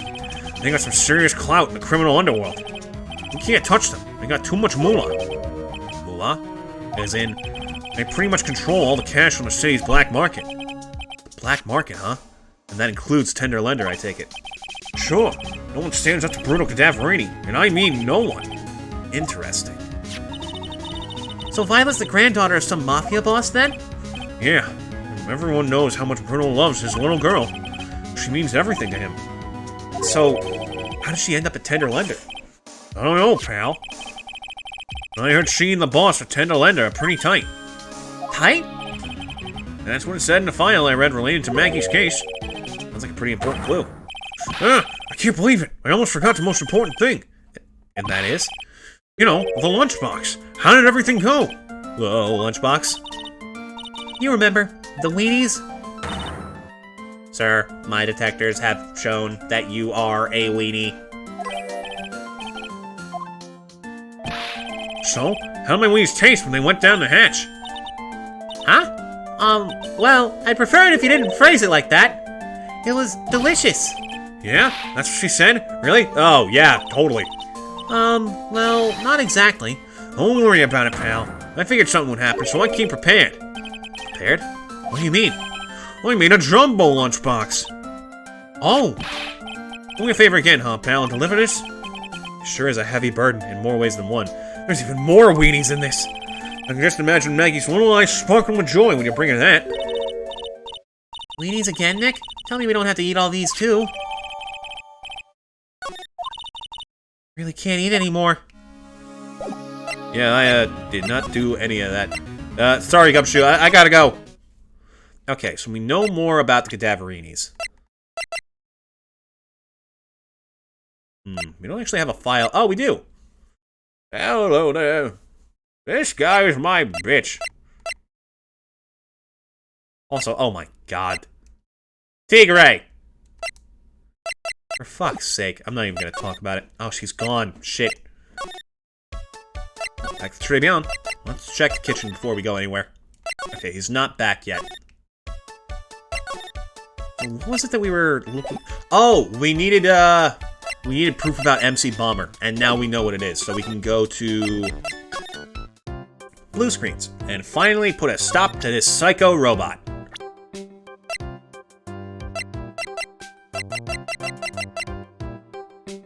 Okay. Wait, what am I doing?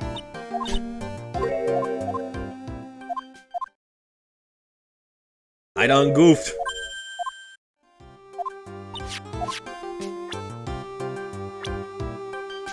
There we go.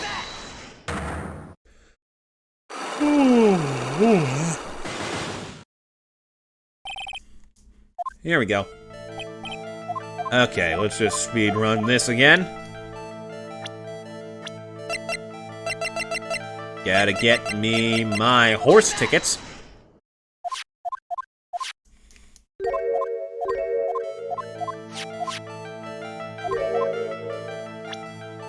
And then the lottery.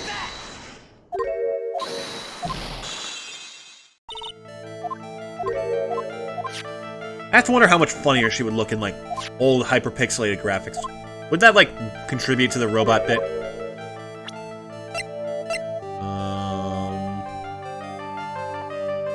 Right.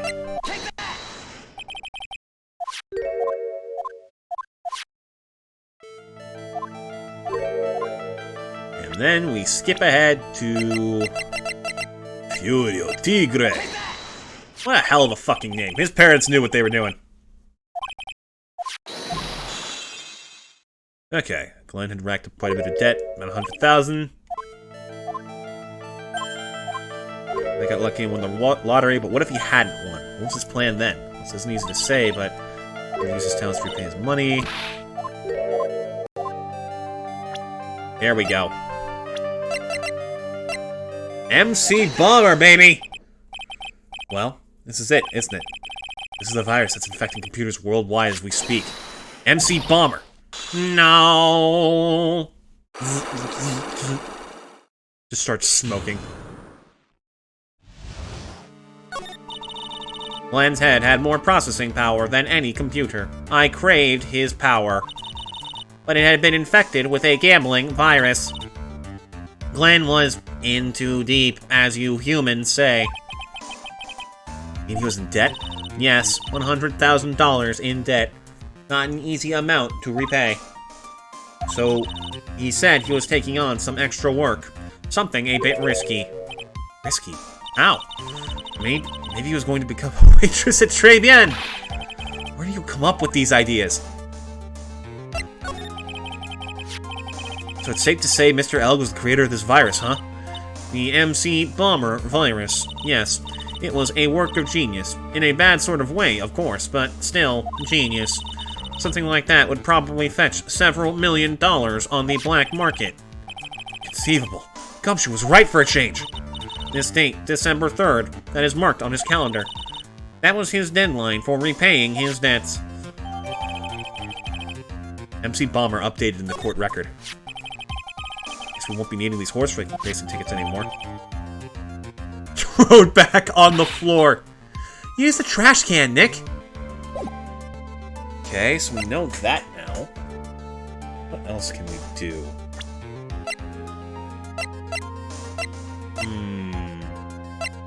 Actually worth millions. Let's try Viola again. You're gonna tell me everything, lady. I know how to deal with spirits like you. God, it's a lot of locks. The head bandage. You said that bandage around your head was from an operation. You also said you suffered a fatal injury to the head, correct? Yes, the operation was very difficult, apparently. Now, by fatal injury, you mean you were hurt very badly somehow, right? The injury in question has something to do with this? Oh, that's a... Okay, wheel guard is all smashed up, so I'm assuming it has something to do with the scooter, but... that feels a little bit loose. Oh, car repair bill for 15,000. Could be that. Could be that. That could be it. Aha! I have here a car repair bill. From this, it seems pretty obvious that this car was involved in an accident. Let me see that. This bill is made out to the Cadaverinis. Yes, it is. I don't think I ever introduced myself. Tell me, what do the Cadaverinis have to do with me? Something tells me she's not about to say hi and introduce herself. Alright then. Relationship with the Cadaverini is very strong, and this is why. Oh god. It's either her or her grandfather. It's you! I know exactly who you are, Viola Cadaverini. You sustained that injury in a traffic accident, didn't you? It happened about 4 months ago. I was driving in one of our family's cars when someone pulled out in front of me. Oh! It was a motorbike, or something like that. I don't remember it much. Anyway, I swerved to try to avoid it, but...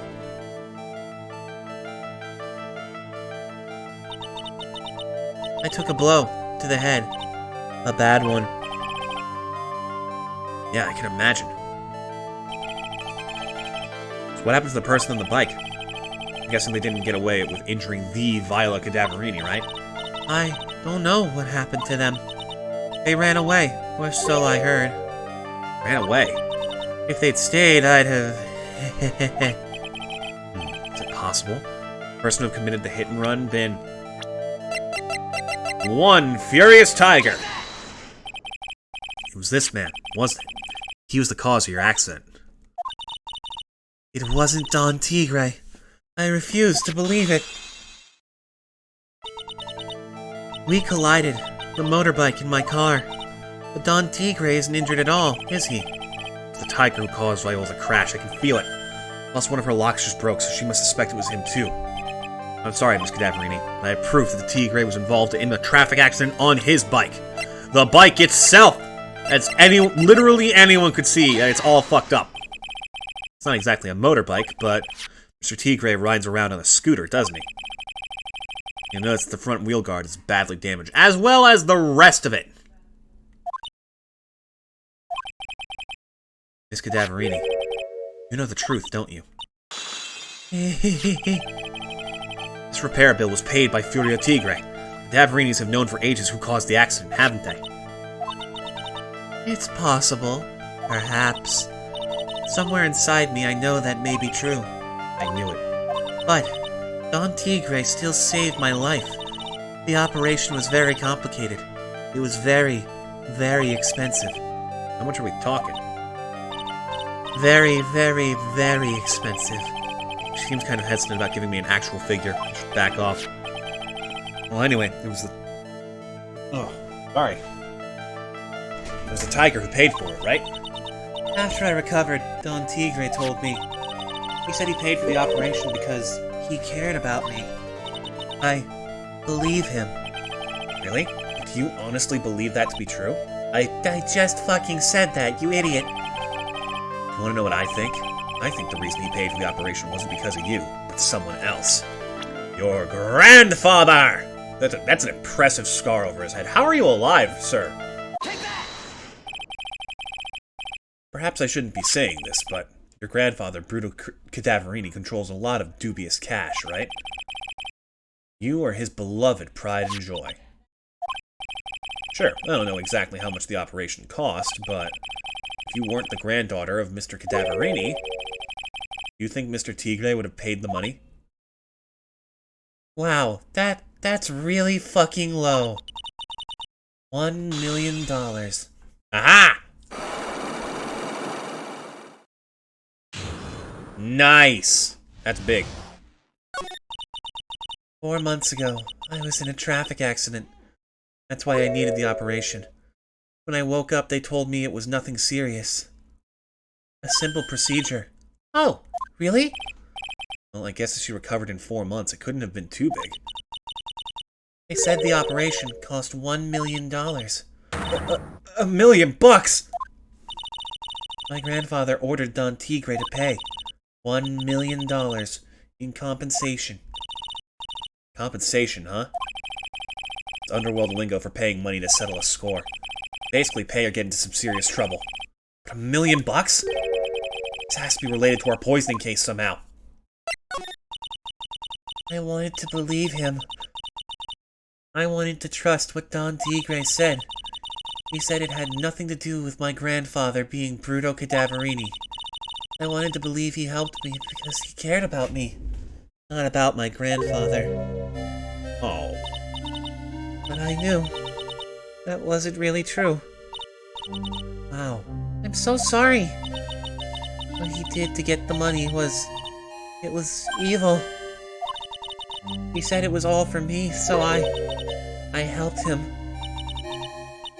You helped him? In what way? Here, take these. What are these? Medical papers?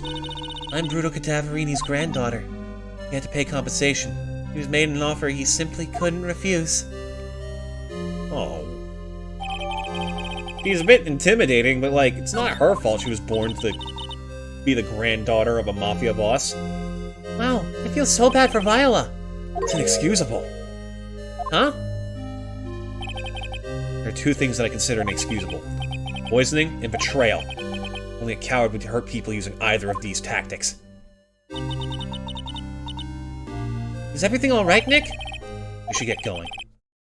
Oh, wait, that actually makes sense, because Nick was betrayed by Dahlia and she poisoned people. So of course it would leave a bitter taste in his mouth. That's cool. That's a cool little bit of writing. After we finish our espresso. Yeah. I don't need to convince Viola of anything else, so I guess I can get rid of this.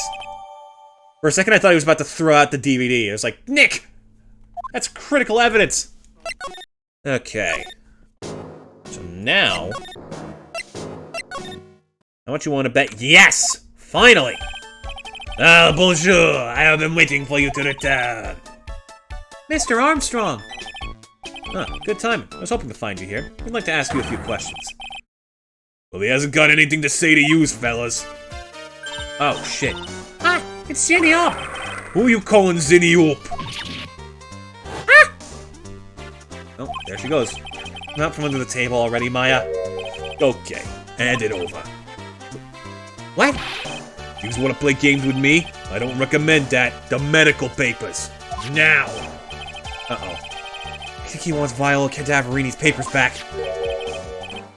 You mean this? The $1 million medical papers? Miss Cadaverini trusted you. That's why she said that she helped you. Forget about it! That girl's dumber than an eggplant. You just want to know what's sad? I'll tell you what's sad, and it ain't only her face. She thinks she's got power because she's Bruto's little girl. Now that's sad. Can't let you have these papers.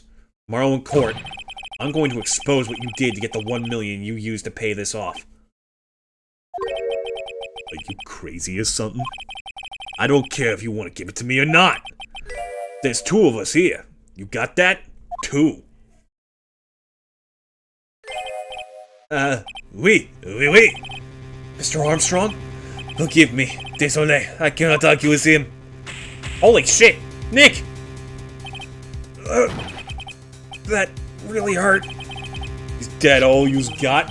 I'll be taking those papers now. Armstrong, get that lighter. Wait!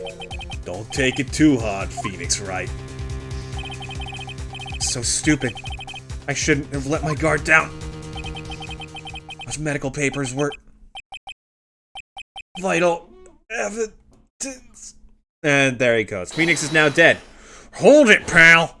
Gumshoe! Detective Gumshoe? Detective? You think you're gonna stop me, copper? Beat it! Whoa! Come on, Gumshoe, keep it together. You guys, get out of here. Leave this guy to me. But, go, pal, and take this. If you get hurt, who's gonna look after Maggie, huh? Alright, thanks, Gumshoe. Wait, Nick! Don't leave me behind! Hey, run faster then, Maya. I don't need to outrun the tiger, I just need to outrun you. Look at even with that guy tomorrow in court. Tender lender is going down. Oh, hell yeah.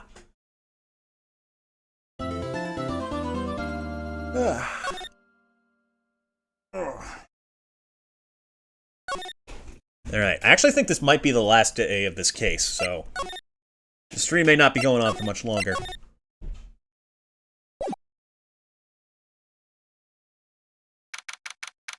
January 8th, 9:46 a.m. District Court Defendant Lobby number 1. Good morning, Mr. Wright. Good morning, Maggie. So, what do you think is going to happen today, sir? Yesterday's session didn't go so well and ended on a giant mystery. It's true. And we still haven't solved a single part of it yet. Are you okay, Nick? Huh? Oh, yeah, of course. I saw that little flash of doubt in your eyes. No, that wasn't doubt. That was, determination. I've been playing Undertale lately. Why don't I believe you? It's nearly time, Maggie. You better get going to the defendant's seat. Roger. Don't let me down, Mr. Wright. I'm counting on you. Hey, pal. I somehow survived an encounter with a tiger. Hey, Detective Gumshoe. Quit stressing Maggie out. She doesn't need that. How did you know she was stressed?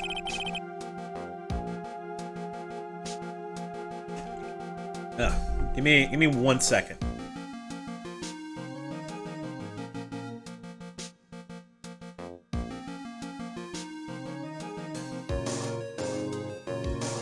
Much better. I did unmute, right? Yes, it did. Good. Sometimes it's hard to tell. The window is tiny. I was watching through the doorway. Oh. You look like you lost the case already. Show a bit of confidence, will you, pal? Here, maybe this will help. Huh? Have you taken up aromatherapy too? Not in a million years, pal. Don't tell me you don't remember this thing. Come to think of it, that doesn't look like one of those aromatherapy bottles. This is a small bottle that turned up in Tribulations' kitchen a couple of days ago. Wow! Look at all these little bottles. Here we go. Hey, wait a minute. There's one bottle that's different from all the others. What do you know? It doesn't have a label either. And doesn't smell. We finally got the analysis results back from the lab. So, what is it? Is it the poison? I'm afraid not, pal. It's medication. Medication? Yeah, for ears. Topical use only, apparently. Ears? You mean... Yeah, it's the medication Glenn Elg was using for his ruptured eardrum. What was Glenn Elg's ear medicine doing in the kitchen? Well, obviously it was taken. Found covered in unidentified fingerprints in the kitchen. Oh. What about the unidentified fingerprints? Anything on that? Someone screwed up, so they only had time to analyze the contents of the bottle. I don't know, and they might have gotten something on the prints, but... It's going to weaken its impact as a piece of evidence. Okay, pal, this is it. Make sure the defense is impregnable today. Got it? Today's trial. I'm gonna expose that guy for what he's done, or my name isn't Phoenix Wright. No, my name's Phoenix Wright. Good-o. Back again, I see. Court is now in session for the trial of Maggie Bird. The defense is ready, Your Honor. Ready and waiting as always. Finally, a voice that isn't painful to do. Very good. Well, then immediate counteracting that. Nice! Then we'll get underway at once. Yesterday we heard the testimony of Mr. Victor Kudo. He claims to have witnessed the defendant putting a powder into the victim's coffee. However, the witness's testimony was plagued with a number of problems. The mark on the rim of the cup shows that the victim drank from it with his right hand. But according to the old man's testimony, he picked it up with his left hand. Thank you, Mr. Godot. Furthermore, according to the witness's account, the victim was listening to the radio with an earpiece. Not an airpiece. No, he's not some sort of fucking airbender. Unless... the victim's left eardrum was ruptured, which made him effectively deaf in that ear. It's amazing how many contradictions a single case can have, huh, Nick? It's only 2, Maya. Just relax. You can count higher than that. Oh, yeah.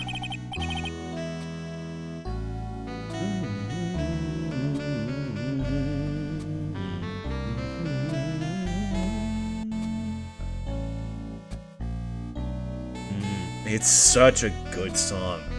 It sounds like something that would be like a nighttime theme for a Pokemon town, and I'm not complaining about that in any way.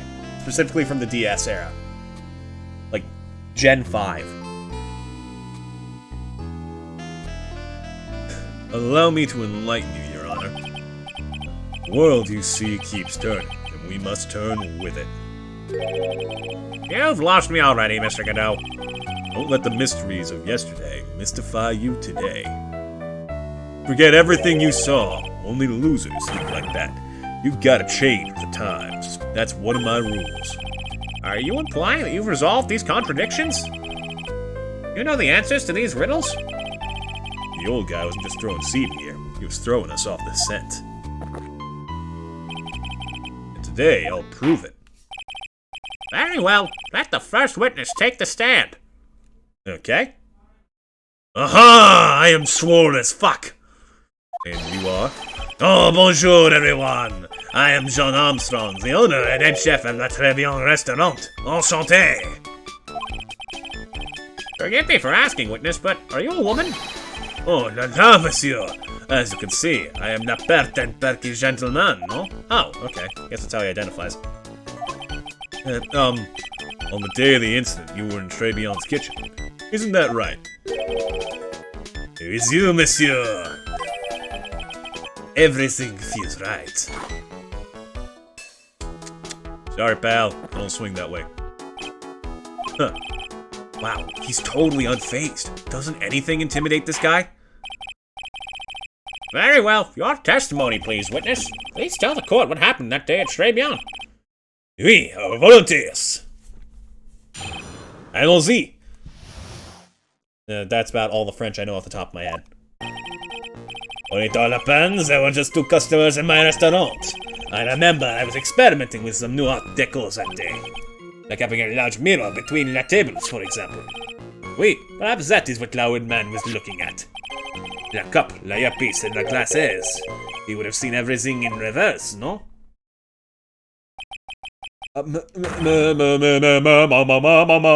Man Ray. Oui, one Man Ray. Specifically ordered from Nickelodeon Studios. Un grand mirror, la most enormous mirror. And suddenly, the mystery disappears. Like I said, the world keeps turning, so roll with it. That would explain the coffee cup and the earpiece conundrum. The mirror would have made everything appear back to front. The heck? It's way too early in the morning for this to be happening to me. It's almost 11, Nick. Relax. Now then, Mr. Wright, you may begin your cross-examination. Très bien. Okay, where do we even start? 2 customers in your restaurant. Guessing that's... what's his name? Glenn and Kudo. And who were the 2 customers exactly? Man, but of course, the young man who died, and the other not-so-young man. You are referring to yesterday's witness, I presume. Not the other man Maggie says she saw at the table. Something tells me Mr. Armstrong isn't planning to disclose his existence. We need some hard evidence first before we can bring him up, don't we? So we'll just have to try a different approach for the time being. Some new Art Deco that day. You were experimenting with Art Deco. How come I never heard about that before today? You are not familiar with the language of interior design, monsieur. Please stay on topic. Now, why didn't you tell the court about this before? But I did, just a few moments ago. Excuse me, Mr. Armstrong. This deco you mentioned, are you referring to some sort of decoction? I don't know what that means. I gotta look up a word. The fuck is decoction?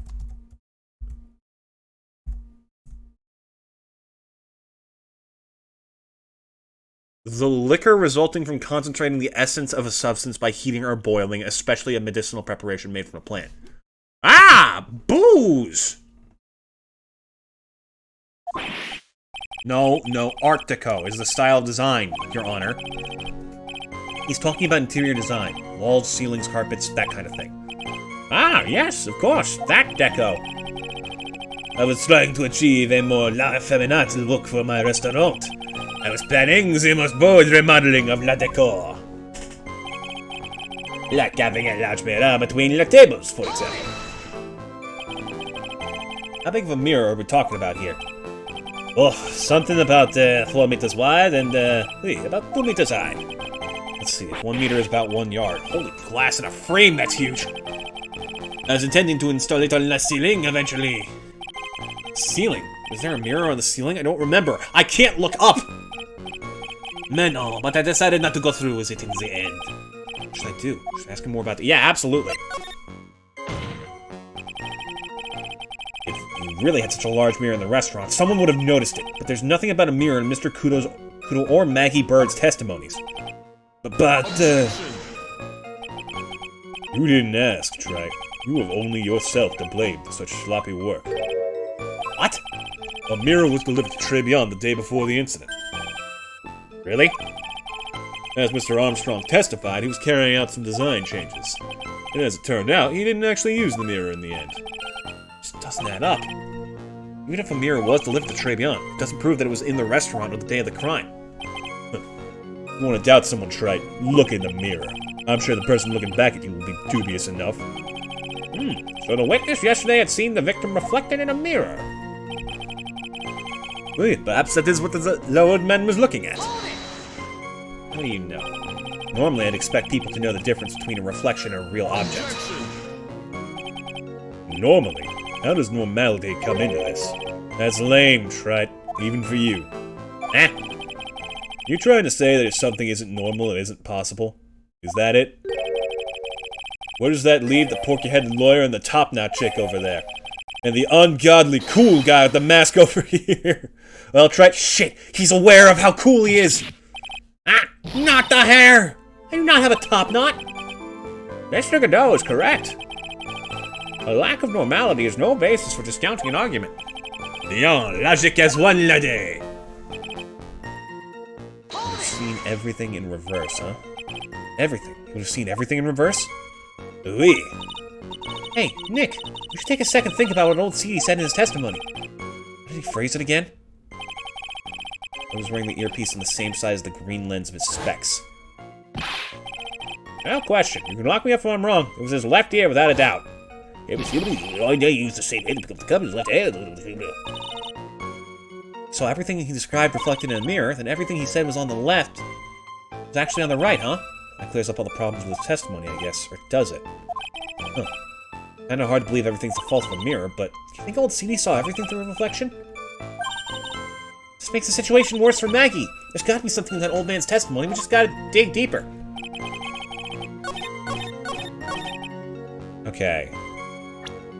Let me just make sure I'm reading this right. Glenn Elk. Left eardrum was ruptured. Up the earpiece and the glasses. But that wouldn't change the fact that it was still the ruptured ear, would it now? Let me press again just so I can reread this.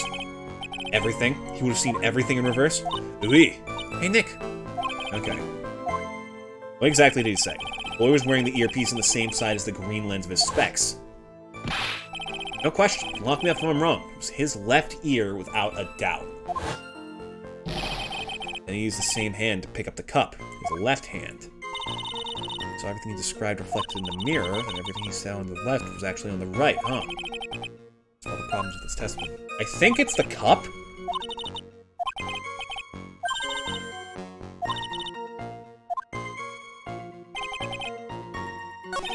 That's the one thing they're not talking about, but my brain, this is fucking with my brain a bit.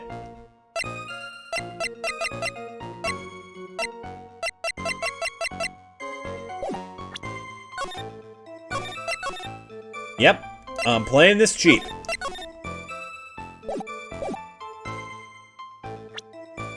Okay. Let me just double check this.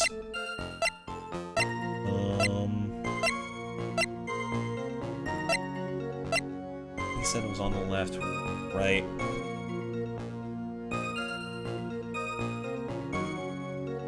Trying to, like, imagine the reflection in my head, but it is not going well.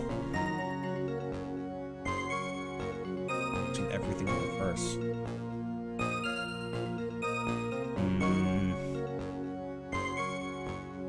Let me press one more time. Okay. Earpiece on the same side as the green lens of his specs. Question, you can lock me up if I'm wrong. It was his left ear without a doubt. It's the same hand to pick up the cup, his left hand. So all that lines up.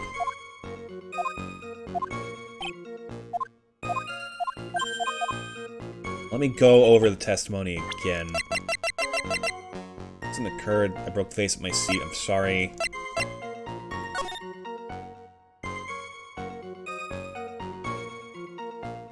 So where was the mirror?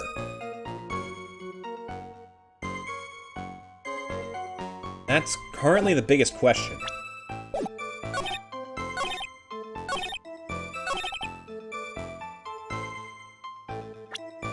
This is the one that draws the most suspicion, so I'm going to try and break this first. And this is the only thing I can think of.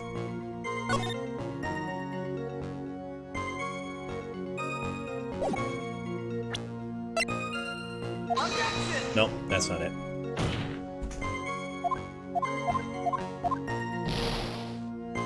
I don't remember much of this case, so that's going to be a bit of an issue.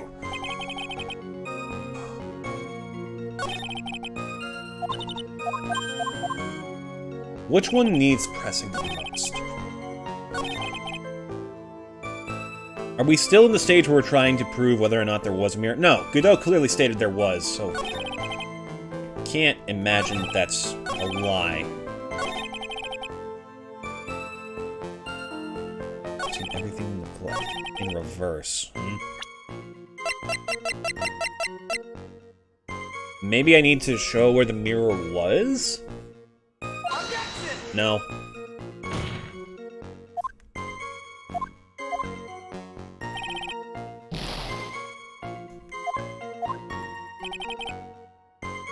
The cup and the earpiece and the glasses. I've seen everything in reverse. I'm thinking.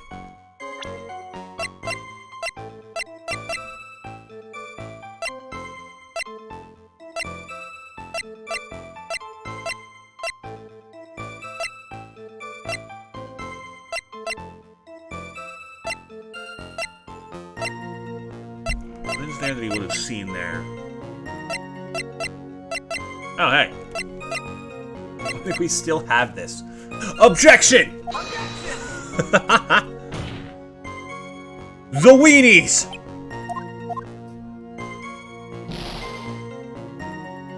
Your Honor, I'll give you this boxed lunch if you're willing to label this man guilty. Not him, the one who'll be coming in soon.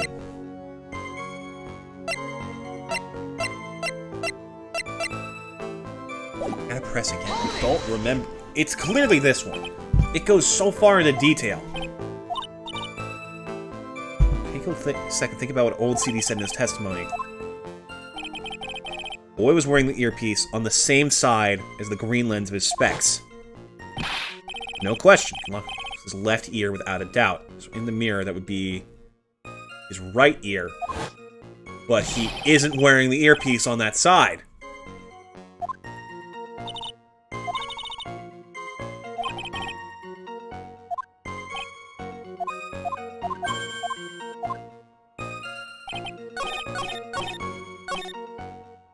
Okay, so how do I prove that? What, with his profile? Let me check. Oh, you can't see his face in this.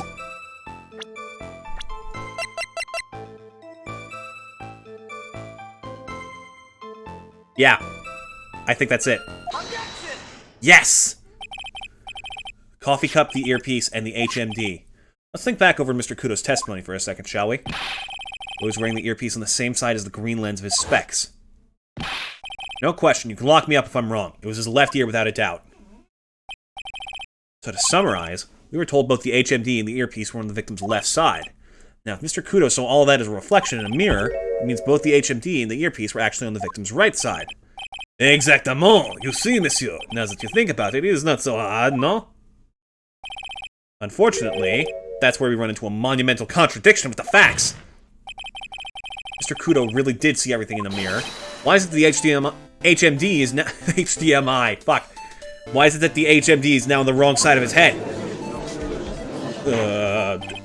Order! Order! Mr. Wright is correct, I think! I don't know. If the witness genuinely observed the victim reflected in a mirror, then we would expect the victim's eyepiece to have been over his right eye. Curious. How bitter. Trite, you should have a taste of this bitterness. It'll calm you down in no time. Are we talking about your coffee or something completely different? You don't understand the way the witness thinks. How he thinks? You remember this, I presume? I broke the vase, sorry, apology, Mr. Kudo's sworn testimony?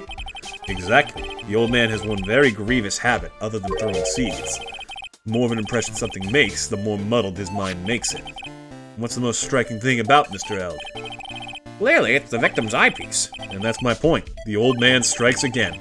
Mr. Elg's HMD made a big impression on the old man.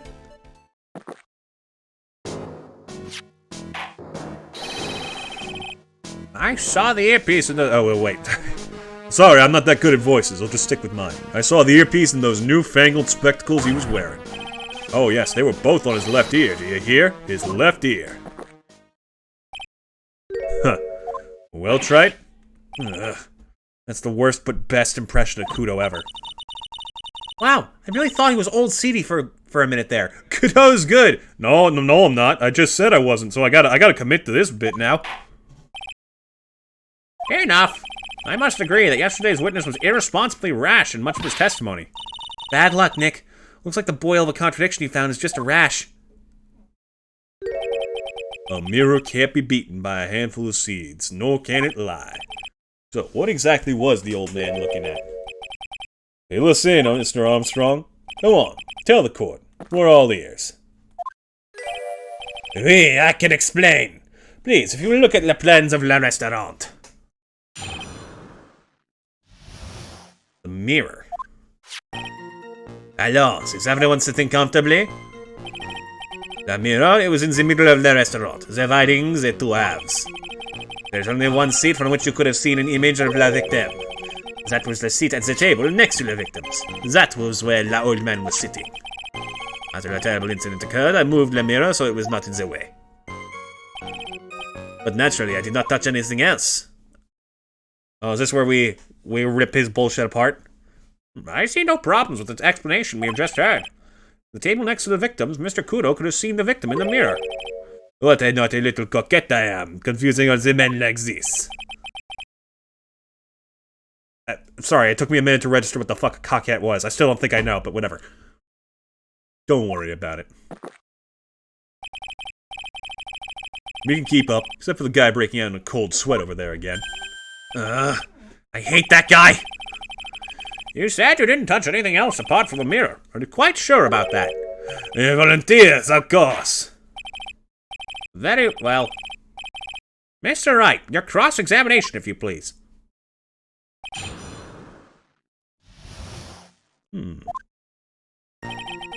La mirror was in the middle of the restaurant, dividing the two halves. Yeah, we read all this. I'm just gonna go ahead and take a little gamble here.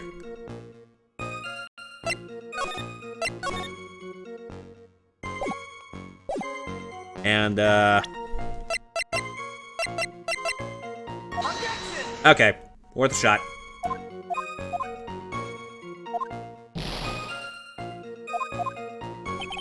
Okay, let's start by pressing.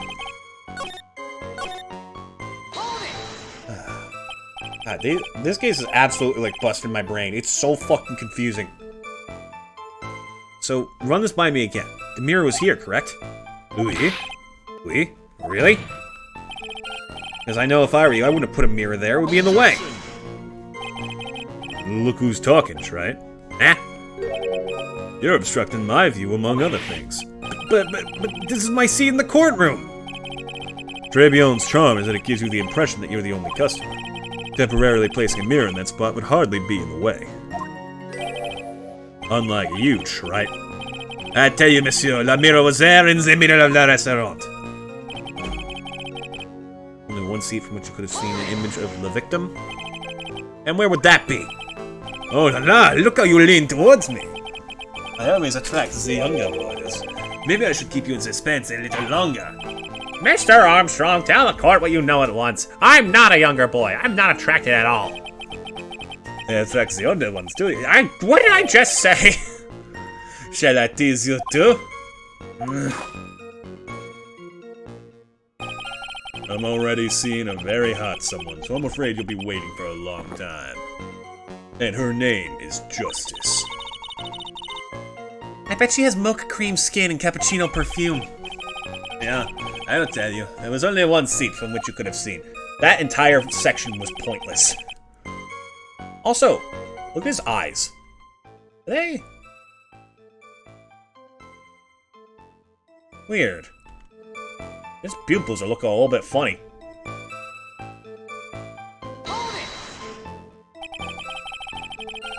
So why can you only see the victim from that particular scene? Mais, monsieur, it is obvious, no? If you look at the plans, you will understand. The victim would have been reflected in the mirror like so. If you were sitting at the table next to him, you would see everything, no? So that's the seat he was sitting in on that day. When the poisoning happened. The old man was sitting at the table next to the victim? Why does that seem kind of odd? When that terrible incident occurred, I moved the mirror so he was let in. Huh? Did you move the mirror while Mr. Kudo was off calling the police? Oui, exactement. I carried it out of the restaurant then. Moved a huge mirror like that all by yourself? What can I say? I know how to pick things up, handsome. Kudo actually laughed at something. Well, given the witness's physique, I suppose it is possible. Did you move anything else from the crime scene, Mr. Armstrong? I look like the obliging type, no? Right? Sure about that? I touched nothing except la mirror. Mr. Wright, is there something the witness has said that doesn't match the crime scene? Yeah, there is. I just can't put my finger on what exactly. Suffering from a case of heartburn, Trite? Oh, I have just this thing for that. An oil with golden mirror and frankincense. Add a few drops to your coffee and voila. Enjoy. Focus, Phoenix, breathe. I need to ignore those two and just find some evidence. It's pretty strange though, isn't it? I mean, nobody mentioned anything about a really large mirror. You think someone would have, but Maggie didn't, and neither did old Seedy. The only logical explanation is that there was no mirror inside Tribulations that day. Just gotta prove it somehow. Okay, it was the third one that Phoenix said was weird, so...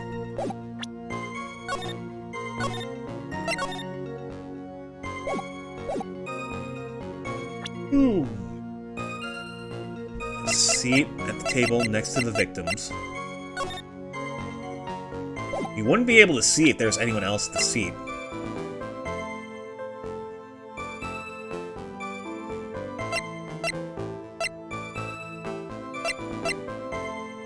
Photo of the scene taken from near the kitchen. Aha! The vase isn't broken, bitch! This piece of evidence contradicts with the testimony we have heard, Your Honor. The crime photo?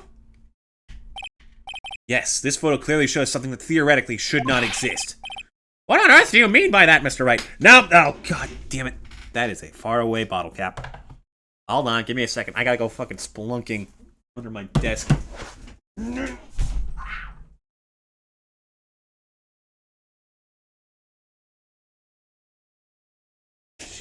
Last thing I need is this thing spilling over everything.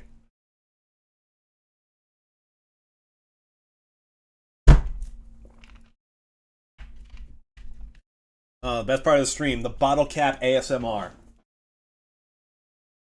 What on earth do you mean by that, Mr. Wright? Should not exist. Sounds like you're describing yourself, Trite. Oh, fuck, Godot. Now then, if the defense would please clarify its statement. There's just something that should not exist in this photo. Bop-a-da fucking boopy. I think it's pretty obvious that this is what should not be in the picture. The vase? What possible connection does that have to with this witness's testimony? Your Honor, I'm telling you that there should have been no vase on this table. Because it very clearly contradicts with this piece of evidence. Where is it? It's this one, right? Yep. There's one thing that was clearly demonstrated by yesterday's testimony. Mr. Kudo broke the vase that was on the table where he was sitting. And yet, as the court can see, there is an unbroken vase on the table next to the victim. Why? Because Mr. Kudo was not in fact sitting at the table next to the victim at all. Don't be an idiot, Shrike. That's impossible. That seat's the only one Kudo could have seen the victim's reflection from. Exactly. There's only one conclusion we can draw from this contradiction. There was no mirror in Tribulations that day. Your testimony, Mr. Armstrong, is an elaborate lie. Mon Dieu! Don't try to confuse the court, Trite. Obviously the witness cleaned up the vase, while the police were taking their time getting to the crime scene. Unfortunately, Mr. Godot, that doesn't quite work for me. Mr. Armstrong already testified to the contrary. In his own words, I did not touch anything else except the mirror. Still too hot! Well, witness, what do you have to say for yourself?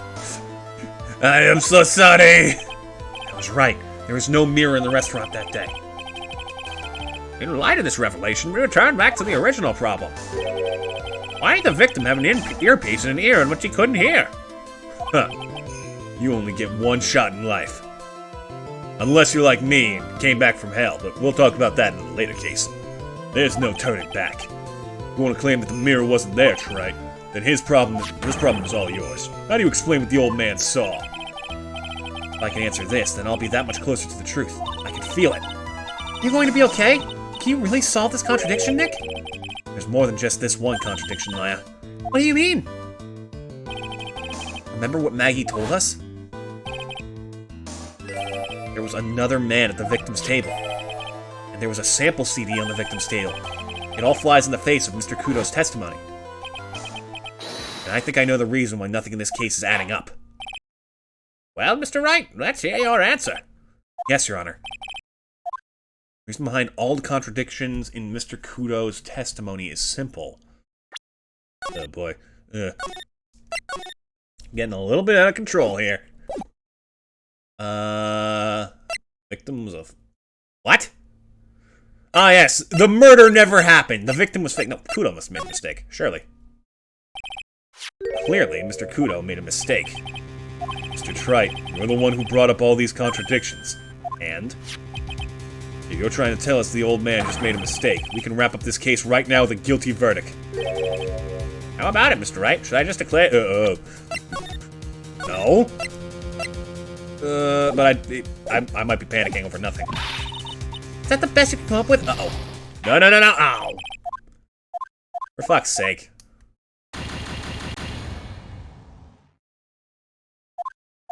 I feel like there should be points where the case won't end.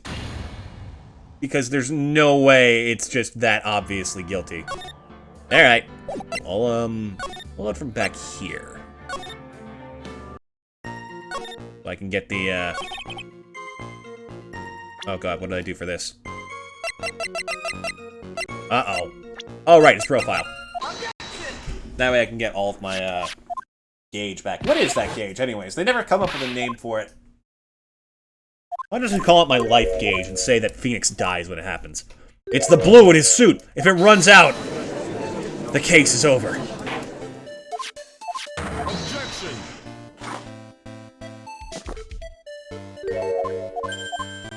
God, there's so much fucking dialogue.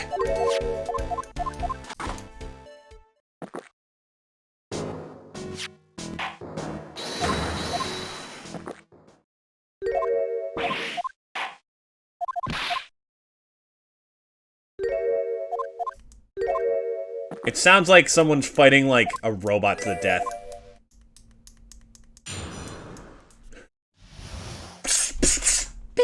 Bing, bing, bing.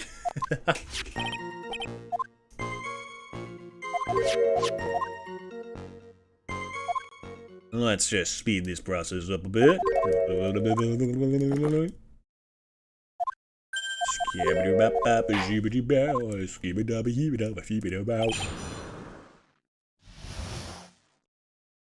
Alright.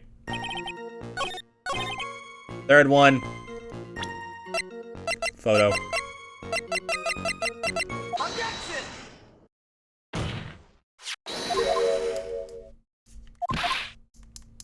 And we gotta show the face. Thank God I'm not forgetting stuff this easily. Boink.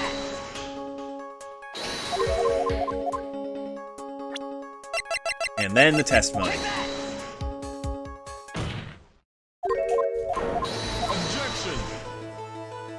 I gotta be careful not to accidentally speed through the fucking question point.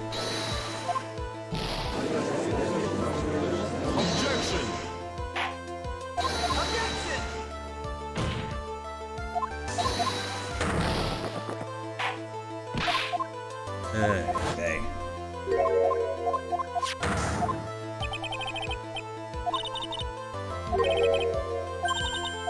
Alright. Finally almost back.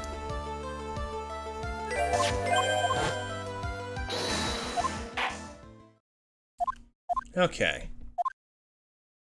The victim was a phony? Surely the ear doctor didn't make a mistake. How on earth are we supposed to know that? Really? We're just claiming that there was a fake victim. This case is riddled with contradictions. There's one very simple answer that clears them all up. And what is that? The incident was Mr. Kudo witnessed, and the incident the victim experienced were two completely different events.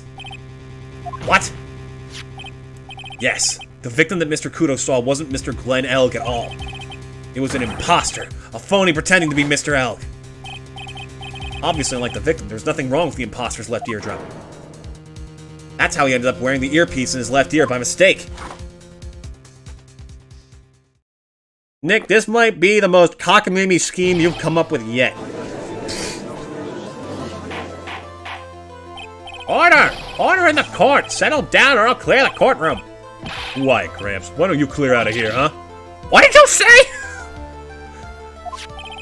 Trite, are you saying that what Mr. Kudo saw was a setup? Yes. Someone pretended to be Glenn Elg and acted out the whole coffee poisoning. All for the express purpose of creating a witness out of one Mr. Victor Kudo. Get real, Trite. Why would anyone want to do that?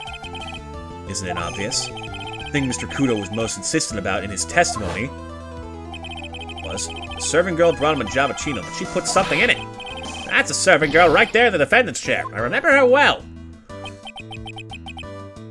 It's so hard to believe, but there was one and only one reason to show Mr. Kudo this fake poisoning. To show Maggie Bird in the act of poisoning the coffee. Are you insinuating that the waitress in the old man's story was a fake as well? It's true that there were no other customers in the restaurant at the time, but it's also true that the chef was there. He would have noticed what was happening.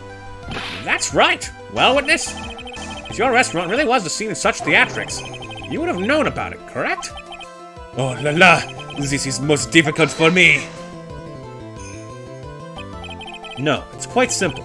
All you have to do is testify. You are under oath, after all. Was there, in fact, a phony at Trey Beyond that day? The defense demands that Mr. Armstrong tell the whole truth about what happened. The defense's request for additional testimony is accepted.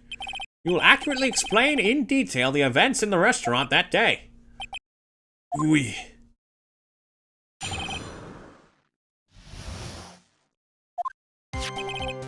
La victim, Monsieur Elg, he came to my restaurant alone. I remember the old man arrived not long after him. There were no other customers. When he got word he won the lottery, Monsieur Elg became very excited. It was approximately 5 minutes later that the poisoning incident occurred. No, there was no time for La Phony to do La acting. Oh boy. That's so we're clear, there was no mirror in the restaurant after all. Je me demande pardon, forgive me, Your Honor.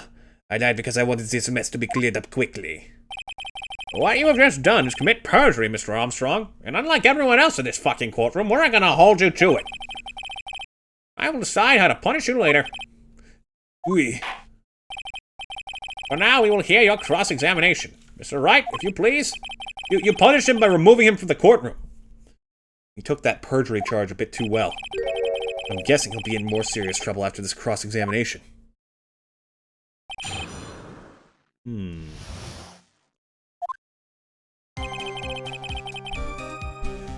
the restaurant. Let's start by pressing here. Was he alone at this table as well? Oui, I saw him from the kitchen. The defendant, Miss Bird, remembers it differently. She swears there was another man at the victim's table. Huh. Unfortunately for you, Trike, yesterday's witness also testified that the victim was alone. You know, seeing you squirm like that reminds me. A certain coffee's bittersweet bite. Sorry. What kind of coffee has he been drinking? It's not coffee, it's love. It's love that's bittersweet. Hearing Maya say that makes her seem wise all of a sudden. Yeah, boy, Phoenix has low standards for brain power. He has to deal with Gumshoe every case. And the judge. The old man arrived not long after him. Okay? Well, what old man? By old man, you mean Victor Kudo, correct? Oui, he comes off in for my special coffee. I drank your coffee once, Mr. Armstrong. I nearly killed you on the spot. It's special, I'll give you that. It's worth a sip just for the experience. Oh, you make me so happy, monsieur. You are most welcome anytime. I said it was worth one sip, and nothing more. So old Mr. Kudo arrived at the restaurant around the same time as the victim. Maybe I should ask about his arrival in more detail. What time was it when he got there? Out of curiosity, about what time was it when Mr. Kudo arrived? Oh no, I cannot remember, monsieur. I believe we were told by a witness yesterday. Crime was reported at 2:25 p.m. by a kind of scary old man, sir. Does that perhaps jog your memory, witness? The incident happened about 20 minutes after he arrived, so the victim must have arrived between 2 p.m. and 2:10, huh?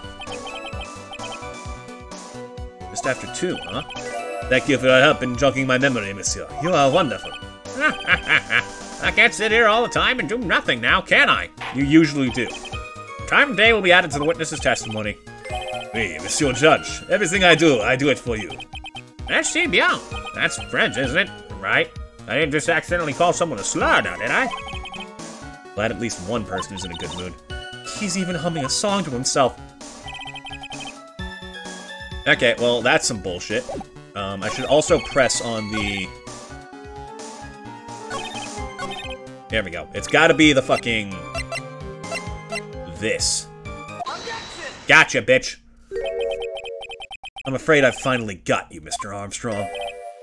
Quoi? What do you mean? At the time in question, the victim was listening to the radio with his earpiece. The show he was listening to was Millionaire Radio. Each week they announced the winning numbers for the $500,000 lottery ticket. Oui, that must be the show Monsieur Eric was listening to. I can't see any problem with this testimony, Mr. Wright.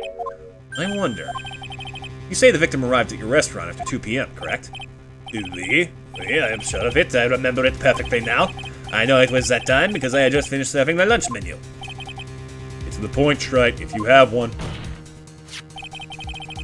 That show was broadcast live at 1:30 p.m. It claims to be the most thrilling 10 minutes of your life. It's on the air at 1:30! Now, supposedly, the victim made some noise when it was announced that he had won. And yet, I don't believe his cry of joy could have occurred after 2 p.m. Because the show had already finished more than 30 minutes earlier by that point in time. No! This victim we have been told about has done nothing but the impossible. Listening to the radio with a ruptured eardrum, catching a show that was already over. There's only one conclusion you can draw from these facts. This victim was an imposter acting out the poisoning 30 minutes after the real murder. Yes, there were 2 Glenn Elgs in Tribulations that day. The real Glenn Elg, now dead, having been poisoned by the real killer. And the phony Glenn Elg acting out the events for Mr. Kudo to witness. It certainly seems that way. I mean, if that wasn't the case, how could you explain the time discrepancy? What a performance, Stripe. You were almost on a roll. But sadly, you lack the rock-hard foundation of rhythm to build your song. What is this, Music Theory 101? Let's recap. According to your imaginative theory, it's now just after 2 p.m. The phony Elg is performing a play for the benefit of Mr. Kudo. How do you explain, then, where the real Glenn Elg is? I don't believe I have to spell this out for the court. However, at that time, the real Glenn Elg was already dead. That's certainly the obvious conclusion. Dead is not a place, right? It's a state of mind. Thank you, Shrite. That's exactly what I was hoping you would say. What? Now, I presume you can prove this theory of yours. Can you explain where the missing corpse went to? The missing corpse? According to the old man's testimony, there was only one other customer there. If that customer was the phony Glen Elg, then where did the killer hide the body of the real victim? You know what, that's actually a fantastic question. Give me a second to figure this out. Prosecution has a valid point, Mr. Wright. If your theory is to stand up to examination by the court, you must provide us with proof by answering the prosecution's question. Where did the killer hide the body? Yes, Your Honor. No conjecture, Trite. Let's hear some facts for once. Sure, just give me 1 second here. Boink. Show the court a piece of evidence that proves where the body was hidden. Evidence? What's with the intense pressure in here all of a sudden? Nick, you have to do this like every case! Thought I had him with that contradiction. He's turned it all around and backed me into a corner instead. Well, Mr. Wright, the court will now hear the defense's theory and evidence. First, where was the body of the real Mr. L concealed?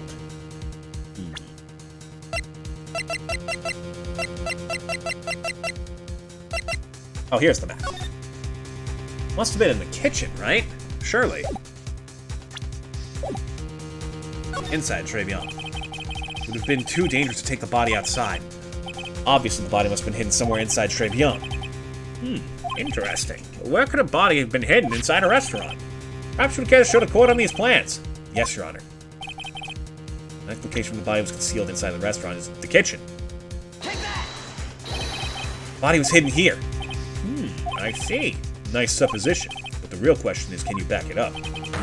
Where's the evidence that proves the body was hidden in that location?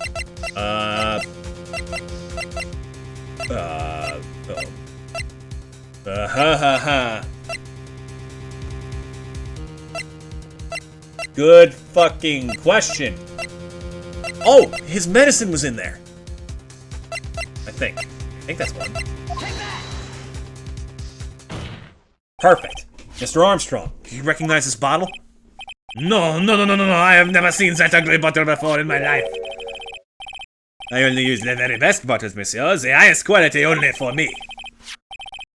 Where was that bottle found, Mr. Wright? Interestingly enough, Your Honor, it was found in the kitchen of Trevion. Quoi? But I only ever use these bottles for my aromatherapy oils. This bottle doesn't contain aromatherapy oil, Mr. Armstrong. No, it contains a medication. What kind of medication? I'm sure everyone remembers, don't they? Mr. Elk visited an, oh boy, here we go again, otolaryngological clinic and was given medication that day. You can't be serious. The defense had the contents of the bottle analyzed, and I have the lab results here. The contents of the bottle matched the prescription that was given to Mr. Elk. Glen Elk's murderer hid the body in the restaurant kitchen. At which time, this bottle fell out of the victim's pocket. Not his cocket. No, that did not happen. Mr. Armstrong, when the incident occurred, didn't you say you were in the kitchen? Mon Dieu. Yes, you know what I'm about to say. It was you who hid the victim's body. You did a fine job pretending to defend my client, Maggie Bird. However, you were setting her up to take the fall behind the poor girl's back. No! Oh, you wound me, monsieur. Order! Order! This is an extraordinary development. Witness, did you murder Mr. Glen Elk? Never! I could not do such an horrible thing. No! Oh shit, Godot's losing it.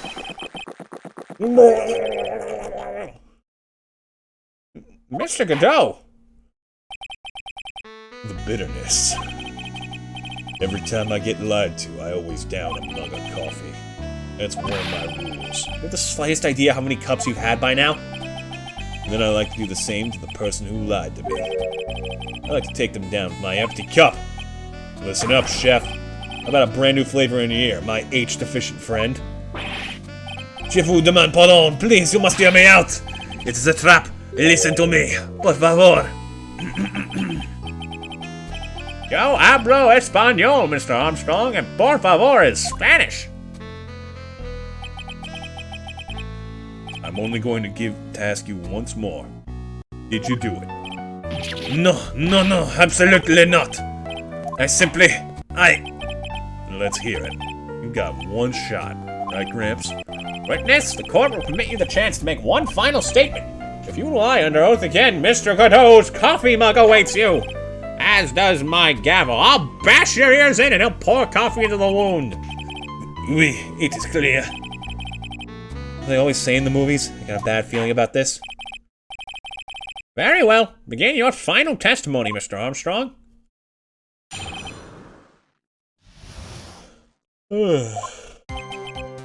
It is true. I hid the body in the kitchen. The man forced me to do it. I had no choice. I had to go along with him because there was a reason why I could not refuse. But I did not kill him. I swear it. You must believe me.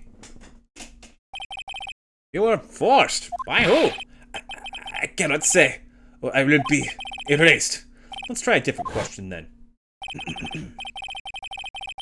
When Mr. Elk died, was he really the only person at his table? There was. Finally! There was another man. I knew it. Maggie was telling the truth. He had no shit. You may cross-examine the witness now, Mr. Wright. Just one more thing I need to do. Gotta break this guy and get him to tell us the name of the real killer. Ooh, I'm getting excited. This is fun. Okay. There's a reason why I could not refuse. Tell us more. And what reason would that be, Mr. Armstrong? You know, monsieur. Yes? Surely you cannot expect a young maiden to talk about such an embarrassment. Maiden? You're a bit old to get away with that. And a bit too male. Can't finish the cross-examination without establishing his reasons, so we'll just have to prove it with evidence. Okay, yeah. Had a feeling. It's his debt! Objection! You have a $500,000 debt, don't you? $500,000? Is this true, Mr. Armstrong? Oui, je suis désolé. I was weak and I borrowed the money. This is Mr. Armstrong's Achilles heel. That's why you couldn't refuse anything asked of you by this guy. $500,000 loan from a black market loan shark. And you had no way of paying it back, did you? That's why you were forced to do anything this man told you. Oui, it is as you say. Mr. Armstrong! The tiger. He told me he was going to use my restaurant for a business rendezvous. On the day in question, he was meeting the victim to demand that they repay his loan. I do not know why it happened like that. I just did what he told me to do. I had no choice. I carried the body and l'unconscient Marquis out of the dining area and into the kitchen. After that, I just tried to forget what I had seen. I think we can now safely say that the man who forced your hand was Mr. Furio Tigre. I do have one further question for you, Mr. Armstrong. Poison in the lottery ticket that was found in the defendant's apron pocket. Was that your doing as well? No, I know nothing about that. Making it look like it was Maggie who had done it. I was not. It is despicable. Mr. Godot, you'll summon this Furio Tigre as a witness. I doubt that can be arranged today, so we will adjourn for now. Proceedings will continue tomorrow. The hell? 30 minutes. What? The trial will go on. I'll see to it myself. I need half an hour to get that guy on the stand, not a minute more. How the? Don't sit back and relax yet, Shrite. No one knows if that chef is really telling the truth or not. This trial could still go either way. Very well. Your request is granted, Mr. Godot. We will resume once Mr. Tigre is ready to take the stand. Until then, court is adjourned for a 30-minute recess.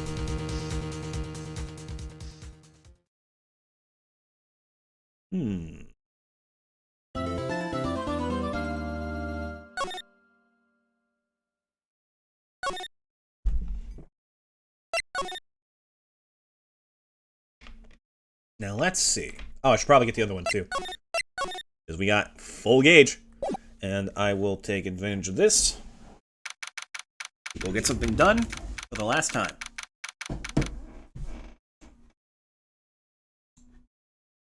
Boop, boop. Here, just gonna sit nicely on the couch. Recline.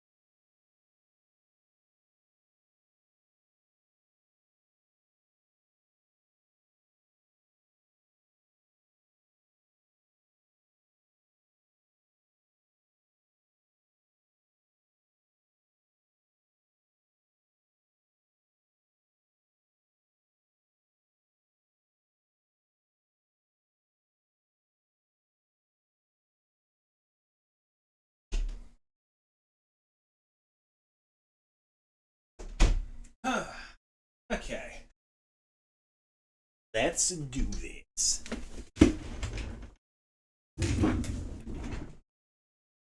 Get the stream done. Practice drawing. One of these days, I'm gonna draw my own version of the little screen intro. I'm gonna start doing that. And it's gonna be fun. Unfortunately, they're all probably going to be on paper, so that may affect the quality a bit, but I'm sure it'll work. We're finally going to see the tiger on the stand. We've almost got this case won now, Nick. I wish I could agree. Huh? I cross-examined Mr. Armstrong just now. He said he was just doing what the tiger told him to do. Godot picked up on it, remember? He pointed out that without proof, we don't know if what he testified is the truth. But we have the loan contract. You mean, you think Mr. Armstrong was lying? I don't know. But if that's the line the prosecution takes, we could be in trouble. It's a feeling that we don't have the case-making evidence we're going to need. Hey, pal! Detective Gumshoe! What are you so jumpy about, Detective? Your hair's standing on end. Hey, that's the pot calling the kennel black, little Miss Top Knot. It's not a top knot. Never mind about the hair. Never mind about the hair, just calm down. Sorry, the brain parasite again. I can't stand still when I don't have a job to do. I kind of get wound up. I'm kidding. You're gonna have something you need me to do, pal. Anything. Well, hey, I'm gonna take a jog back down to the precinct. I can get some prints analyzed for you if you've got an hour. An hour? The trial will have reconvened by then. But Nick, we still don't have a really decisive piece of evidence, right? True. Without some kind of trump card to pull out of the bag, we're really stuck. You said you could get some fingerprint analysis done in an hour? You bet. In that case, would you mind checking the prints on this for me? Uh-oh.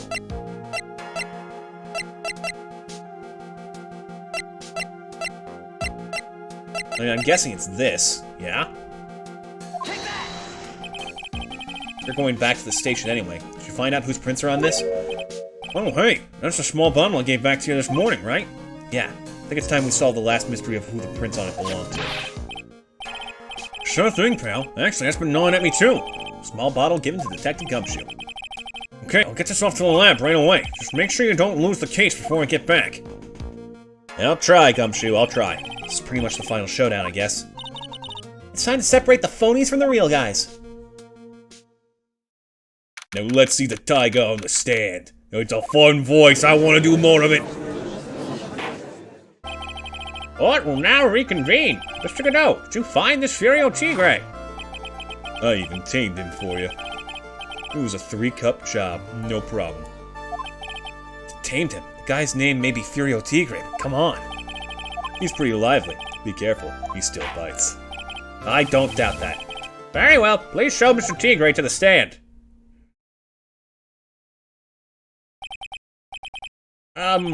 Witness, please state your name and occupation for... Huh? Don't hide under the table, Maya, unless there's room for me down there, too. Would you mind? What do you say to me?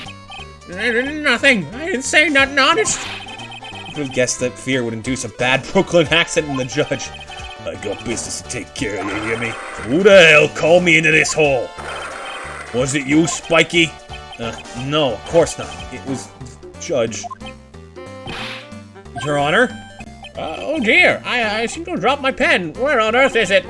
Don't mind me. Just carry on proceedings as normal. That's it. We're doomed. Maybe you didn't hear me. I said, who the hell was it that called me in here? There's no need to shout. We can all hear you. What'd you say? There's no point struggling. You're caught in a snare. The relentless snare of the law. And I'm the one that hauled you in. Too cool. Don't let him get the better of you. Oh, wait, hold on. Don't let him get the better of you, Nick. Let's start with the basics. You know about the incident in question, correct? Incident? I don't know nothing about no stinking incident, masked boy. You mean you didn't attend the previous trial of Maggie Bird? Maggie who? I got more important things to do than watch courtroom dramas. Of course. Well, perhaps you could give us your testimony then. Please, tell us about what you did on the day of the murder. Phoenix right. You was the one who set this up, didn't you? Gonna regret the day you ruffled the tiger's fur. You hear what I'm saying? Maybe I should have brought Tiger with me. Phoenix! Get a grip, Nick! And you get a grip on the table and come back out here.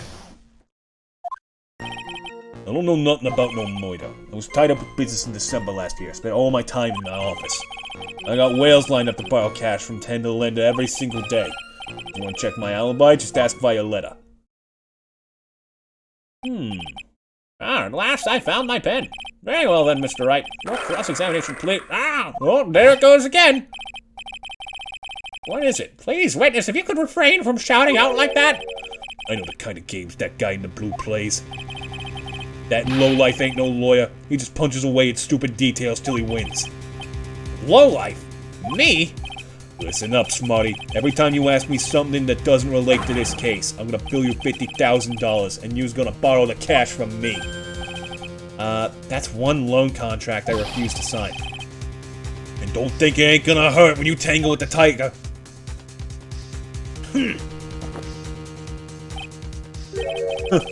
I love a good spectator sport. Just a minute, that's really not... This witness is, how can I put it? A hungry tiger roaming the urban jungle. Get on his bad side, and he'll bite everyone's heads off. Yours too. Very well, I have no choice but to impose a penalty system here. You better be listening. I said I got business to take care of. Big business. If I don't split now, I ain't gonna catch my bus. Court will impose a penalty for any irrelevant pressing of witness testimony. Keep that in mind as you begin your cross-examination, Mr. Wright. Yes, Your Honor. You can do it, Nick! I'm out from under there already, would you, Maya? Nope, she's not coming out. Okay, so once again we have a moment where the game specifically tells me not to press. And guess what I'm about to do anyways?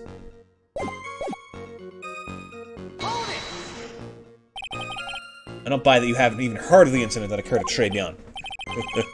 Who's got a big mouth, right? Who's trying to say I was in on some mob hit? Is that what you're trying to say? Where's your proof, then? Evidence. Yes, well, for an attorney to make an accusation in court, he must have evidence. That's from Loan Shark to Lawyer, a beginner's guide, yeah.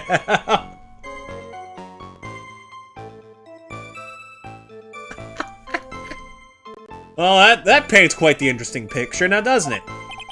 Ah, I see you're the studious type, Mr. Tigre. Very good. What are you asking to represent you sometimes, right? Okay, they're actually keeping to the punishment. I'm gonna press harder. Mr. Tigre, what do yous want?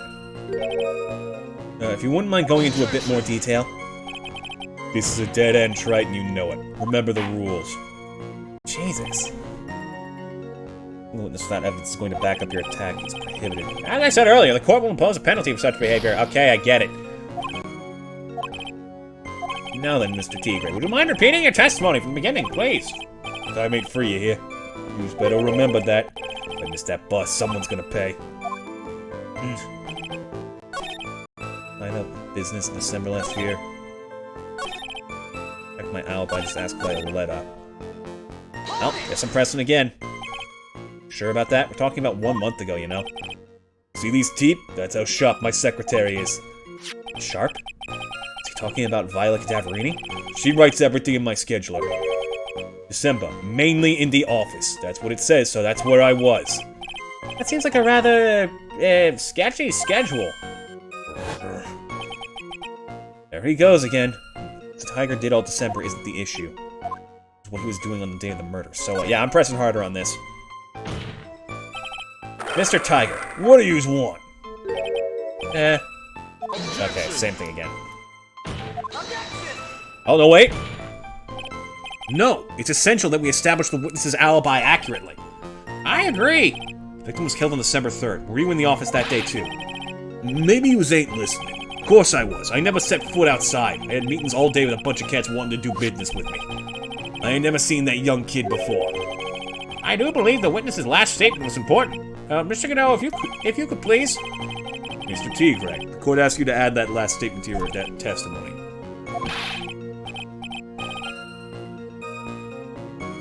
Don't let an animal beat you. Be a man, Your Honor, and ask him yourself.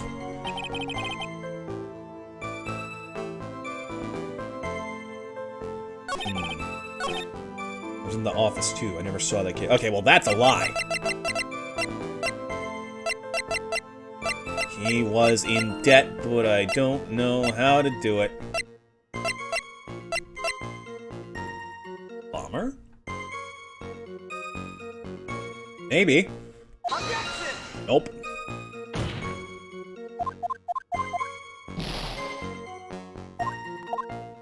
Okay, do we have anything that proves... Oh, no, wait. Duh.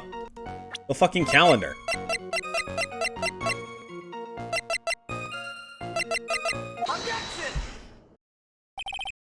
Mr. Tigre, you claim you didn't know Mr. Glenn Elg.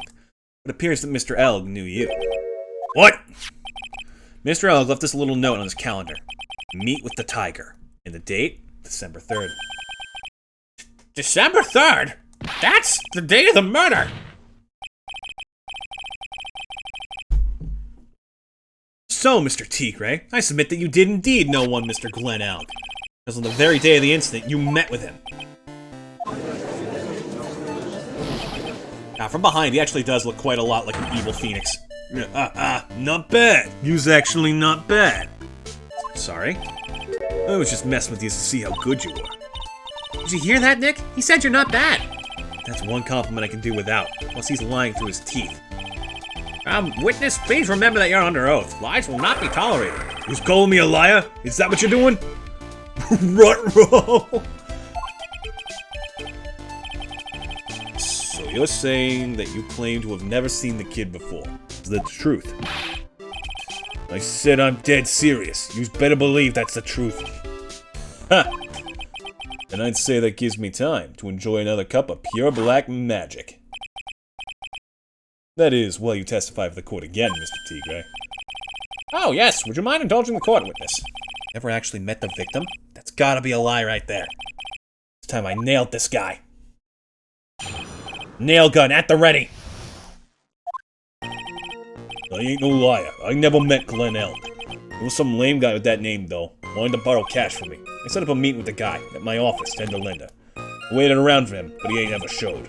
I ain't never even been to that Tribulations joint. You hear? I see. That all seems perfectly logical. You had arranged to meet with the victim, but he didn't show up. I've heard it's pretty hard to keep appointments when you're dead. Very well. You may begin your cross-examination, Mr. Wright. Yes, Your Honor. Didn't I tell you we got a big deal going down today? I ain't gonna make my bus now. I'm gonna have to take the express train. That bill's going straight to you, right? Okay,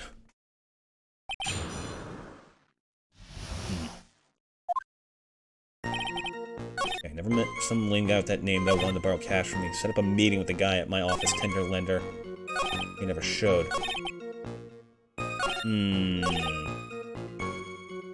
Okay, let's look over what we have. We gotta prove that they met. Oh. I think I know where this is going. Assuming that they're not gonna still dock me for everything. Okay. So your meeting wasn't supposed to be at Stray Beyond then? Why would I want to go to a dump like that? If I want to talk with my clients, I got an office decked out for the job. I got the best punching bag you ever saw in there. Not exactly a professional office you got there, you know? So you were in your office on the day in question? Okay, good. I can press the whole thing then. From the top. And yet, your name was written on the victim's calendar. Get that horse calendar out of my face. I'm the tiger, not a lame horse, you porcupine. Tigers like me eat horses like that for breakfast. No. Witnesses aren't permitted to eat evidence. Not that they ever would. Well, there was a case once where a young lad ate... Let's not talk about that! Anyway, you had never met the victim before. How do you explain this note he left? There was some lame guy with that name, though, wanted to borrow... Okay, so let's see here. That's very strange. According to the manager of the firm where the victim worked, December 3rd was the date he had to repay his loan. It wasn't due to discuss borrowing money, but repaying what he owed. Oh, yeah, maybe he was right. Whatever it was going down at the beginning of December. So you did meet Mr. Elg then. Hey, right. You might want to cool your jets a sec. Set up a meeting with a guy at my office in Tender Lender. Oh, right, I just did this. But he ain't even showed. Didn't show up? What do you think, Trite? Let's see. What does a dead man get from a French restaurant to a loan shark's office. And you yourself didn't go to Tribulations. What are you trying to pin on me here? Why don't you just come down to my office? We can chat about this thing my way, huh? I got the best punching bag you ever saw in there. No need. I'm good, thanks. Listen up, I ain't got nothing more to say except this. I ain't never even been to that Tribulations joint, you hear? Never? Not even once? Not even once. I was in my office the day that went down. I didn't put no poison in no kid's coffee. Capiche? Do you think he really didn't meet Glen Elg? Not likely. 'Cause I'm convinced this guy's behind the whole thing. So you mean that whole testimony he gave was just a big lie? Of course, so we can't afford to give him time to think of ways to plug the leaks in. I gotta nail him while I still can. What is with you and nails, Phoenix? Anyways, I know you're full of it. Oh, perfect. It even says who it goes to. What? What do you mean? Okay, that's problematic.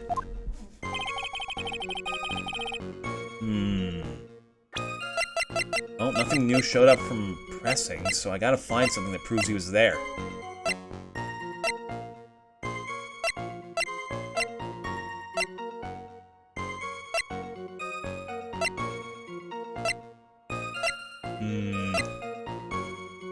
Oh, yeah, okay, that'd do it.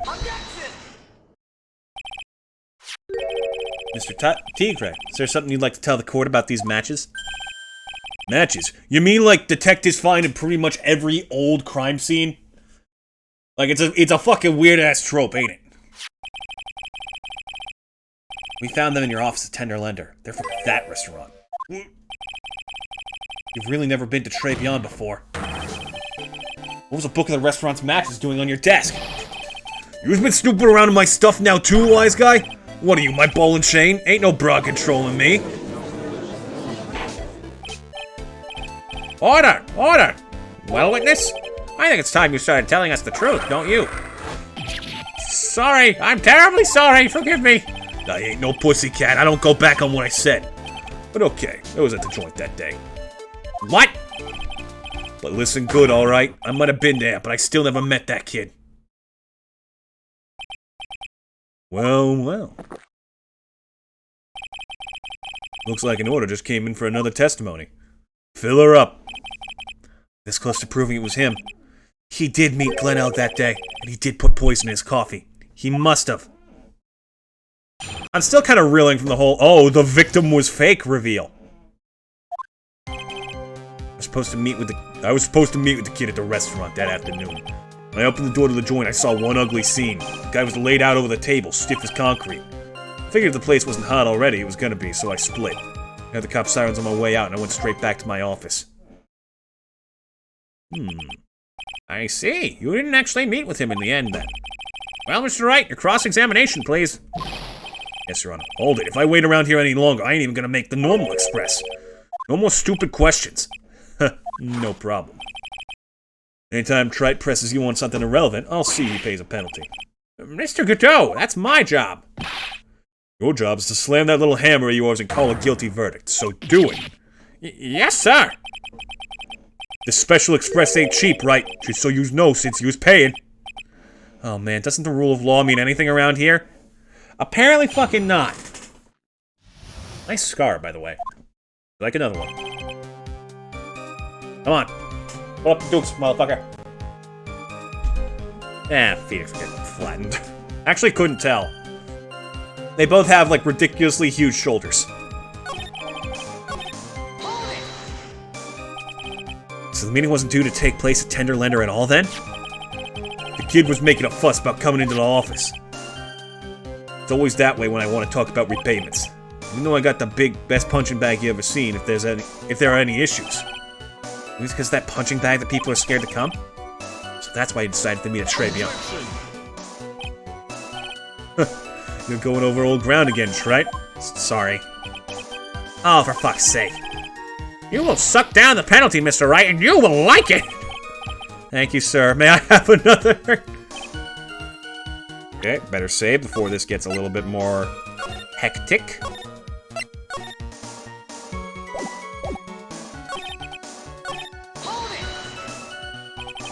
Ugly scene? What do you mean? The witnesses already told us, right? Which makes that question irrelevant. But...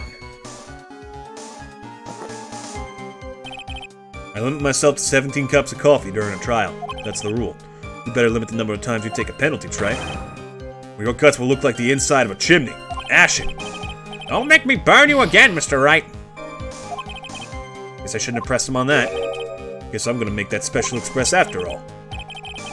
So, to recap, what this ugly scene you saw was... It was laid out over the table stiff as concrete. When you saw Glenn Elk's dead body? I guess I did. I only saw him from behind. He was wearing some raggy bit of cloth he called a hat. What time was this? I don't know. Huh?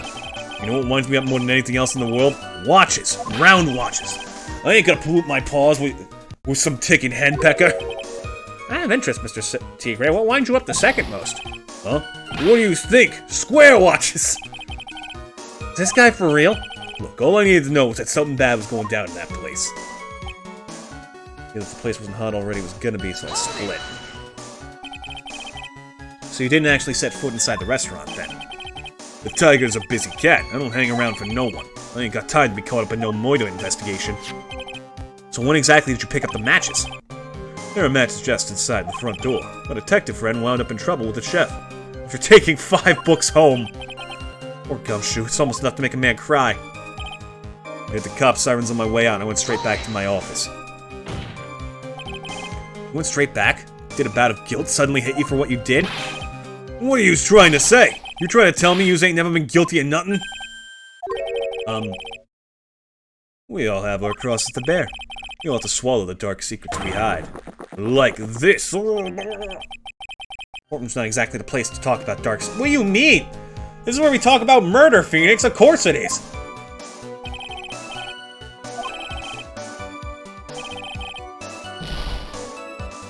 Well, shit. Well, Nick, what do you think? He's running out of ways to avoid the truth. I need to press him fast before he has time to think things through. I gotta come right back at him with a contradiction. Be careful what you press him on, though, or you'll get penalized, okay? Yeah, too late. I've already gotten every single one. Let's meet the kid in the restaurant in the afternoon. I'm bored of the joint. It was laid out over the table. The place wasn't hot already. It was gonna be, so I split. Let me press this again. What time was this? Don't know. He hates watches. Already was gonna be, so I split. Okay, what do we have to prove him wrong? Oh! You couldn't have seen him from the front door!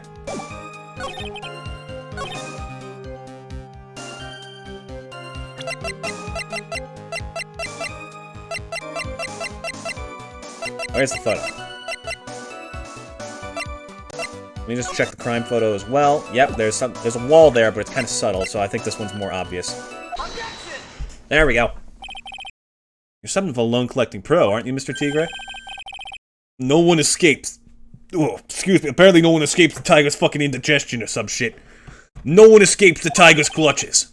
Well, I'm something of a lie-detecting pro. And no one escapes the Phoenix's clutches. I think it's time we got something straight.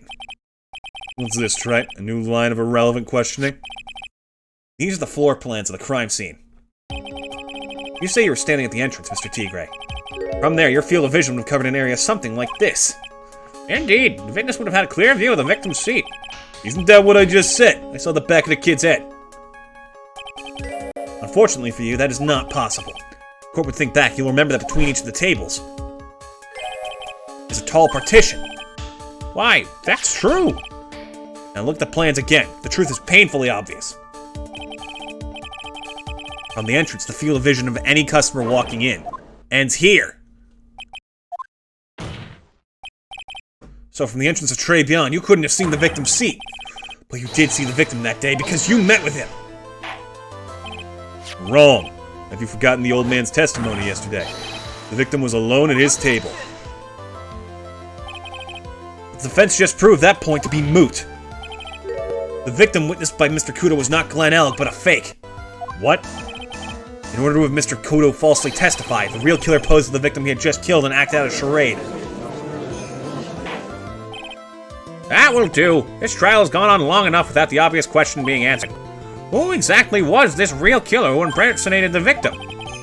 You say the killer murdered Glenn Elg, and then impersonated his victim in a performance for Victor Kudo? In that case, Mr. Wright, reveal the identity of this criminal to the court! Oh, you're damn right I will, old man. What? The order changed.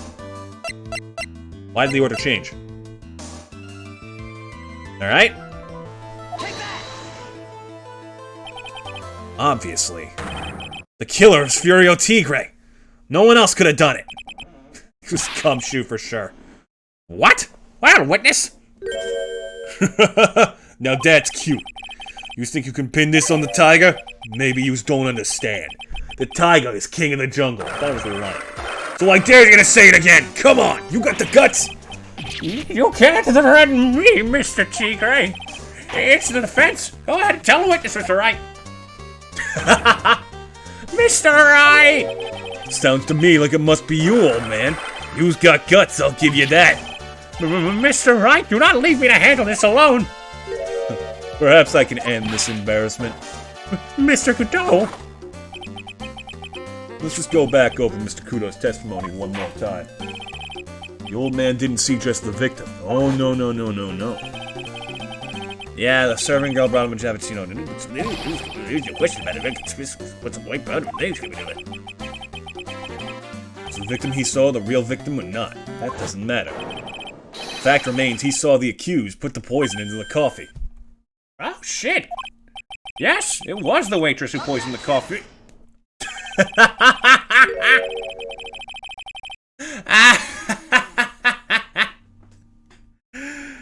Just imagine, like, fucking beneath the desk.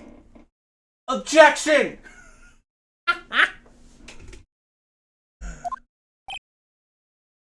Huh. Found your pen at last, right? It was in my pocket.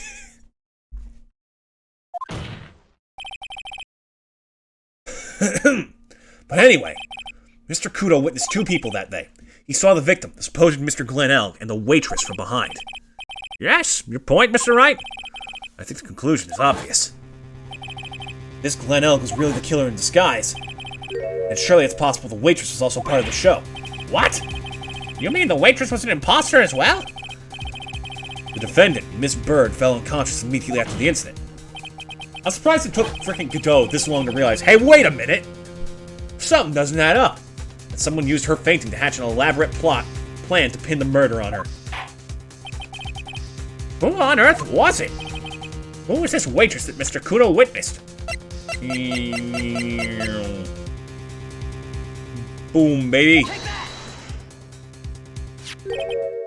Who is this woman? She's dead, Your Honor. Her name is Viola Cadaverini. She's an employee of Tender Lender. He's making a big mistake. You know who Violetta's grandfather is? You better be going home in an armored truck tonight if you know what I mean. Stop shaking, Nick! Where was I? Yes, the defendant, Miss Bird, has stated the following. Well, when I took the coffee over to the victim's table, it's true there was another customer in the restaurant. She was sort of creepy, and she had a kind of cackling laugh. There's too many contradictions in this case. The second man at the victim's table, who nobody but Miss Bird seems to have seen. The earpiece worn by the victim in his left ear when that eardrum was ruptured. And the radio show he was supposedly listening to half an hour after it was over. There's only one logical explanation that clears up all of these contradictions. The whole incident took place twice. Once for real and once for show. And, Mr. Furio Tigre, the only person who could have committed the crime is you!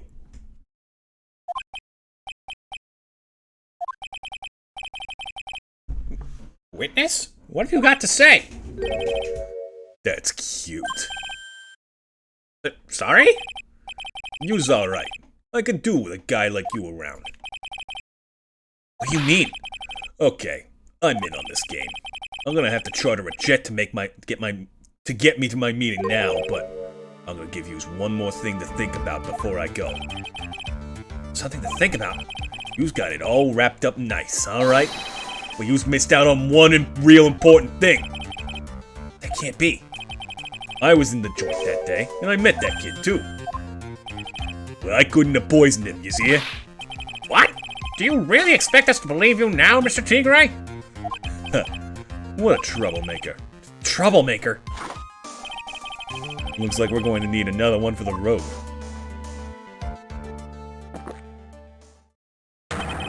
One more steaming cup of hot testimony. This better be the last one. I don't think it is. Godot's full of shit. I will give you one more chance to testify, unless you need another 10 chances, in which case I will loan you the chances and you pay them back to me over time. You should understand this, you're a loan shark. What happened that day at Tribulations between yourself and the victim? Alright. Yeah, I loaned El cash, about $100,000. That day he was due to have a little chat. Kid had hit his payback date, see? So anyway, he tells me he's got no way to pay up.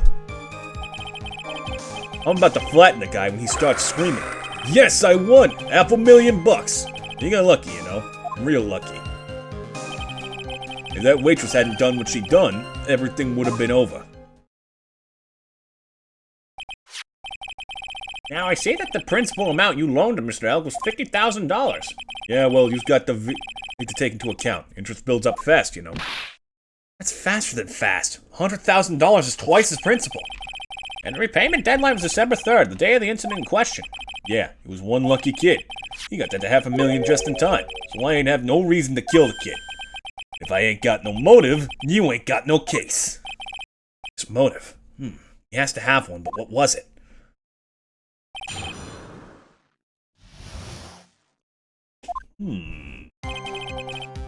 Alright, let's press.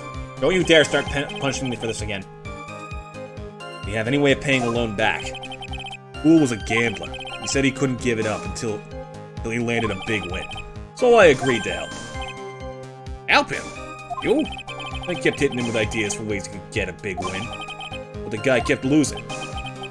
So you were helping him for his sake or yours? Win through compromise. Yous help me, I help yous. What's the difference, huh? I don't believe this. Nick, would anyone really ever loan money to someone they thought was unreliable? Like, for example, if it were you, I'd only loan you $5 max. Thanks a lot, Maya. You won the fucking talk. Maybe we do have a little chat. Okay. So how much were you expecting him to pay you back on that day? What do you think? The whole package, $100,000 including interest. That's a real heavyweight punch. Once a client misses a repayment, you call the whole loaning. You want to make it in my world, that's all you've got to know. How many times has Mr. Elk been late with his repayments? Once. And how much was he supposed to pay back every month? $50. Wait, what? Sounds like Mr. Elk was in a real sticky spot. Yeah, $50 a month, he'd never pay that huge loan off. So, yeah, it's interest rate. He loaned $50K and over time it became $100K. He's got no way to pay up. You need to take collateral. Why not? How much did he have left on his debt? You want it in round figures? About $100,000. That's the whole amount! We're talking about a guy who had 58 cents in his wallet. What? He was telling me he wasn't even gonna pay for the coffee? He certainly seems to have been a brave man, this Mr. Elk. That guy was smooth, I tell you. Real smooth. You'll have your money in less than 5 minutes. That's what he says to me. The guy then calls me the Tender Tiger. He was skating on thin ice with me. About to flatten the guy when he starts screaming. Is that because the guy won the lottery. It was his last chance at a big win. And you can confirm that this is the ticket in question. That's it. The Millionaire Radio Show starts at 1:30 p.m. and runs for 10 minutes. That fixes the time you two met with some accuracy. The whole scene was acted out again 30 minutes later. Also that Mr. Kudo would see it. I can still see the kid's face now. I ain't never gonna forget it. Was there anyone else in the restaurant at the time? I don't remember. There was no one there. I would wear that ridiculous tiger shirt for a month. Mr. Armstrong, Maggie, and if I'm right, Viola Davarini were all there at that time. So, the victim had intended to repay you from his lottery winnings from the beginning? Seems that way to me. But you wouldn't normally expect to win the lottery, would you? Ha! The undying belief that your next roll will end the worst losing streak you ever had. That's what defines a true gambler. Makes it sound so cool. Don't be tempted, Nick. You haven't got the willpower for it. All I know is the kid took a shot and he got lucky in the end. If she hadn't done what she'd done, everything would have been over. Waitress, you mean? The girl with the glasses in the defendant's chair. Who else could I mean? If she hadn't gotten in the way, things would have been bada bing, bada boom, over and done with. Maybe I should push a little on this. Yeah, ask how things would have been. What do you mean things would have been over and done with? Well, you was all there or what? I'm talking about the cash. I was there to get my 100,000 bucks back, that's all. I'm a businessman. It was all coming together before that waitress got in the way. As far as I can tell from the witness's testimony, other than recouping his loan, Mr. Tigre had no motive for killing the victim. Witness, you will amend your testimony to reflect what you just said. Tiger's motive, huh? Was that to the 100,000? Okay, there we go. Thank you for laying it out nice and clean, sir. You wanted the device. So you just intended to get back the $100,000, Mr. L. Godry, correct? I loaned the guy the cash, so that's my right. Unfortunately for Mr. L, I don't believe the $100,000 is what you were really after. Objection! God, his voice is so good. What are you getting at, right? What else would a moneylender be after than money? Oh, the moneylender was after money, but money in a totally different league. The kind of money that a single disc like this would fetch. Oh, did he get his hands on that? What is that? A computer virus, Your Honor. A virus called MC Bomber. A computer virus? What does one of those do? Computer virus is a program that wreaks havoc on the insides of a computer. Hey, computer? What does one of those do? Oh, God. I guess the beard is the only part of his honor that is from the Stone Age. I'll explain to you later, Your Honor. Right now, this is the important point. A virus like MC Bomber would be worth several $1 million in the black market. Several $1 million?! Lending money with no hope of ever seeing repayment would normally be bad for business. But in this case, the very fact that Glenn Elk had no way to repay the money is crucial. What? Glenn Elk was a programmer, a highly skilled programmer. That skill was the collateral Mr. Elk put up in order to borrow the money. Objection! You trying to suggest the witness's motive was to get hold of that program? Exactly. Witness may have poor fashion sense, but he is by no means an idiot, right? A man like him could get his hands on $1 million without resorting to murder. Of course he could, provided that he had time. What if he had needed the money right then? When the pressure's on, the luxury of choice tends to disappear. Seems you have a logical conclusion for this theory, Mr. Wright. Would you care to share it with us? Why did Mr. Tiger need money to the tune of $1 million? Oh, God. Payment was due last year. Oh, shit. Okay, this is it. Good, good, good. Phew, didn't have a chance to save there. December of last year, you found yourself in need of a huge amount of money. About 6 months ago, you were involved in a traffic accident, weren't you? An accident involving a car and a scooter in which a young woman was injured. She was taken to the hospital where she underwent surgery. How much of this do you know? These medical papers document the treatment of the young woman in question. According to these, her operation cost $1 million. And yet, when the payment was due last month, you somehow managed to pay it in full. $1 million? A preposterous sum. Someone should sue these HMOs. For a second, I thought that said someone should sue these homos. Judge really fucking lost it for a minute there, huh? No one would pay a bill like that. The medical association got wind of it, the hospital would end up as dead as a morgue. Mr. Tigre had no choice but to pay, because his very life depended on it. Oh, he's losing his shit.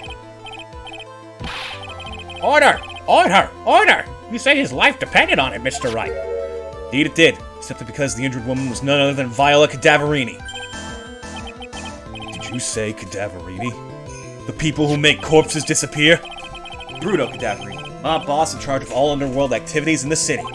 And doting grandfather to his precious Violetta, also known as Viola Cadaverini. Sorry, I seem to have just somehow rolled over my phony bone, and now my hand is numb. Holy shit. That felt so weird. Ugh. I've never felt numbness that had impact. What the fuck was that? Okay, I'm good. I think I'm good now. I love that he pauses to sip it before he spits. Every time. Your life is in danger unless you pay compensation to the boss, correct? It makes sense. You were desperate to acquire the $1 million Bruto Cadaverini demanded of you. So desperate, in fact, that you decided to sacrifice Glen Elg's life to pay your debt. On the day of the murder, Mr. Tigre's sole intention was to get his hands on this CD. Glen Elg had no way of paying back that $100,000, and Mr. Tigre knew it. But then a miracle happened. The kind that Mr. Tigre would prefer to say never happened, but he can't, and neither can I. The lottery win? Exactly. At the 11th hour, Mr. Elg won $500,000 on the lottery, which left Mr. Tigre with no way of getting his hands on the all-important CD. At least no legitimate way.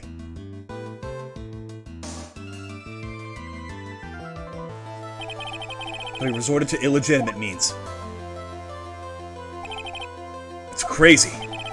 He murdered Glen Elg and then made his next move, to frame Maggie Bird for the crime. Mr. Tigre posed as Glen Elg, while Viola Cadaverini played the role of Miss Bird.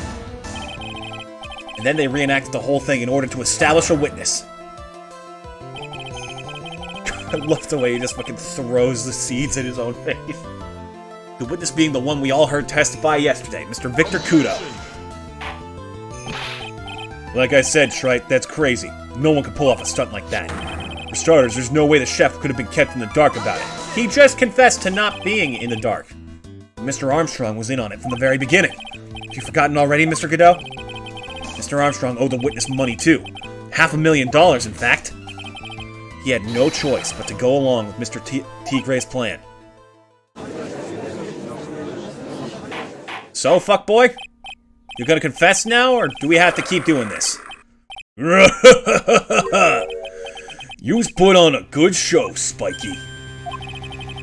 If yous want to stay alive in the loan shark business, you gotta be careful. You saying I dressed up like that kid, create a witness, and frame someone? If I did something crazy like that, I'd leave a trail as bright as my shirt. I ain't dumb enough to do something sloppy like that. I agree. You do? Despite your appearance, you are very careful. That's why you took one more precaution. One more trick to make sure Miss Bird had no way out. What? Another one, Mr. I'm gonna just really quickly. Boop. There we go. Interesting. Well, you fill us all in, right? What was this trick you say Mr. Tigre performed to frame the accused? Oh, he put the stuff in the apron. Take that! What?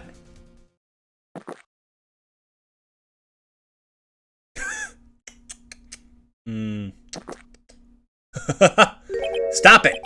And? What's the relevance of that, right? It's, just a little intro. What are you talking about, Godot? I shall erase the time that this happened in. Okay. Well then, it's either the ticket or the apron, but they all mean the same thing. Take that! What, again? And then it's gotta be the apron. Why has it gotta be so long?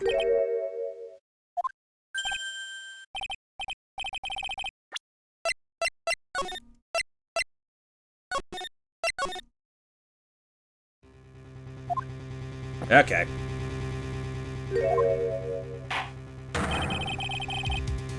I mean, unless they're talking about having Viola pretend to be Maggie.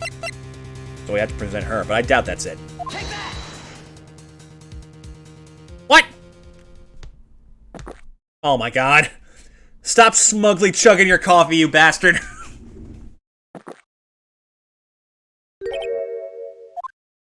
Oh my god. Well.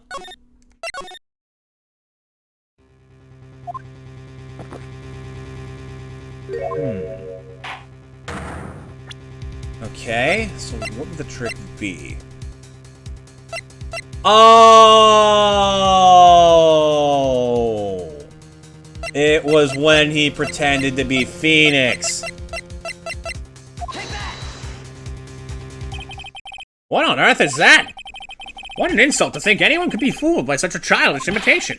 Consider yourself insulted, Your Honor. Mr. Tigre, you didn't just pose as the victim on the day in question. A month ago, in this very court, you posed as me. What? That's the truth. But the witness looks nothing like you, Mr. Wright. Oh, although, now that I think about it, it was you, wasn't it? No doubt it was you, standing in here, this very court a mere month ago. Phoenix Wright who put up the most disreputable, shabby defense I had ever seen. We got him on the ropes. You prove that, Gramps. Prove the attorney who represented the accused here a month ago was this man. Are you prepared to take the stand and testify that it was him? Hey, forget about it, yeah? I wouldn't do something like that, not me. You made a mistake, right? It was someone else, huh? Have you no pride, sir?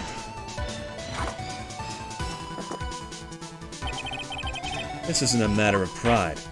In case you didn't know, Trite, we're in court. Here in court, we deal with people's lives. Mr. Godot is right, Your Honor. Speaking for myself, I am absolutely convinced.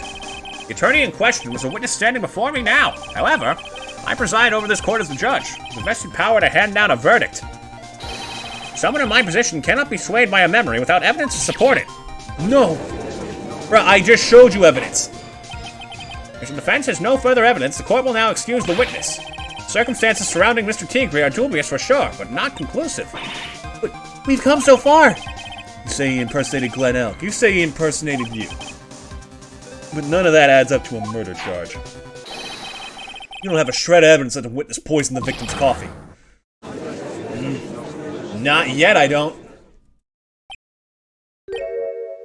Huh.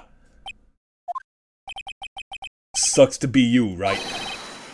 Don't mess with the tiger, or you're gonna get mauled. You's got that? All we managed to do here was chase him around a bit. But I was so close to getting him to admit his own guilt. Huh. Looks like I won't be needing a refill. I just had one more piece of evidence. One more piece of evidence, and maybe I could get Maggie off the hook. This witness's cross-examination is over. You are free to go, Mr. Tigre. Huh? It's the boy! Your Honor, sir! Wait! Detective! Detective Gumshoe! Sorry I took so long, pal. I staked everything on this. My badge, the works. So here it is. My heart's counting on this, too. What is it, Detective? Isn't it obvious, pal? It's the final decisive piece of evidence. What? That's right, we gave him the bottle earlier. But isn't that the earwax medication? Sorry it took so long, pal, but I finally got the results from the lab. The results? About the prints, pal, from this medicine bottle. Oh, so? Do you know who the prints belong to now? You think I'm some kind of hack detective? Of course I know. So? Tell us! They're the tigers, right? I knew it! You bet! Clear as crystal all over the bottle. They're Furial Tigre's paw prints, alright? That's great! We've got him now, Nick! What's wrong with you? You've hardly said a word since Detective Gumshoe got here. He's laid everything on the line for this, Nick. I know. Look, I'm sorry. This is kind of hard to say, but it really doesn't make any difference whose prints are on that bottle now. Huh? What? Why not? What we need to produce at this stage in the trial is irrefutable evidence that the tiger put poison in Glen Elk's coffee. He's already admitted that he met the victim. The fact that his prints are on this bottle, that really doesn't make any difference now. I knew it. Right, no matter how hard I try, I'm never of any use. Hey, don't be so hard on yourself. This was our last chance to help Maggie. I've been working on some useless piece of evidence the whole time. It's alright. Wait, I missed that. Detective Gumshoe?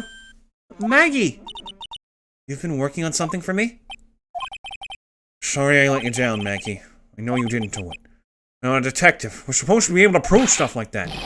I'm really sorry. I'll get out of your hair now. Detective Gumshoe, wait! He's gone. Isn't there anything we can do now, Nick? I wish there was. Gumshoe worked so hard to get that evidence. Only there was some way I could use it. I think I remember how this one ends. And it's real fucking stupid.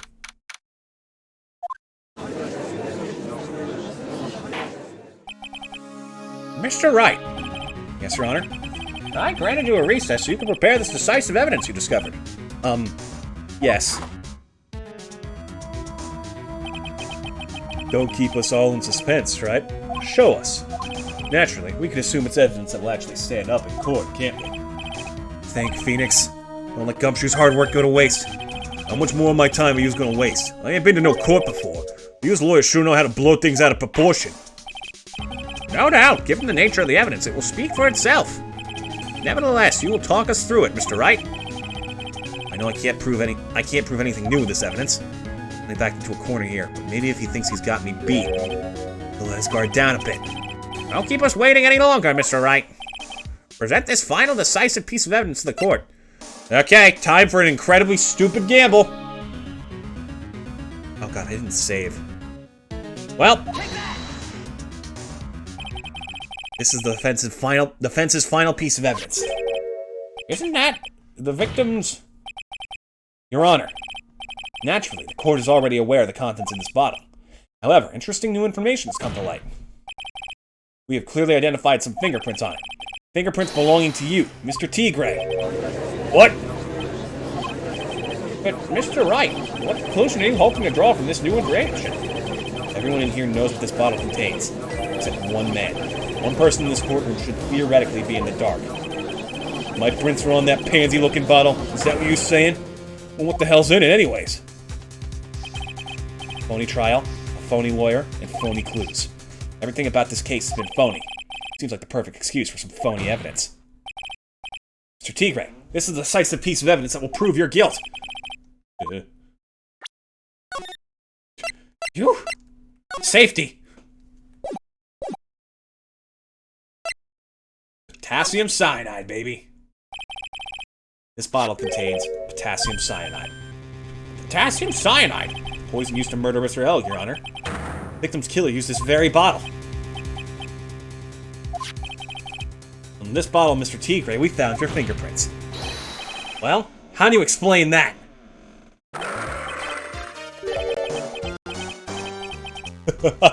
You'd make a good clown, you know that? What? Yous ain't never gonna get this to stick. You's just making me laugh now. You think a cheap bluff like that's gonna fool the tiger? Bluff? I can see straight through you, Phoenix Wright. That ain't the bottle with the cyanide in it. No, this is the bottle we found traces of the poison in. Don't mess with the tiger or you're gonna get ripped to shreds. The cyanide bottle was brown, it was made of glass, you stupid fuck. That cheap piece of trash don't look nothing like it. Congratulations, Tiger, you just fell for the trap.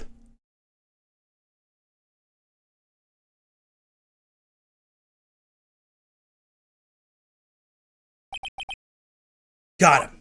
At last. What? Why is everyone gone quiet? I said that bottle. Is this the bottle you're referring to? Yeah, that's it. That's the bottle the cyanide was in. You ain't gonna find my prints on that bottle. I wiped them all off. Don't let that cozy-looking suit fool you, people. That lawyer's just playing games. Tell him, Mr. Prosecutor. Tell that guy where to go. You still haven't figured it out? Don't you realize what you just said? What I said. What did I just say? were summoned to this court for the first time earlier today. You really had nothing to do with the murder. You shouldn't have known all the little details. For instance, you should have known what kind of bottle the potassium cyanide was in.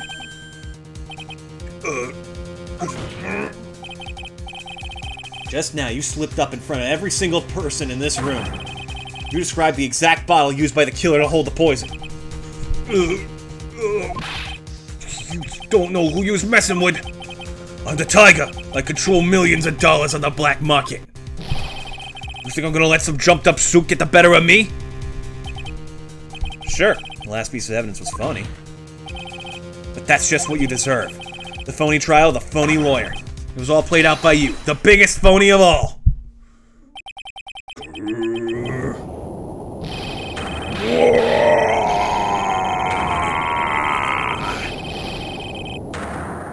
Whoa! Oh, he's gone black and white! Shit, he's gone monochromatic!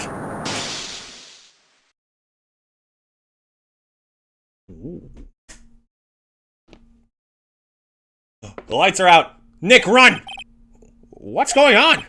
Looks like a blackout. Ooh. Well done, Tripe.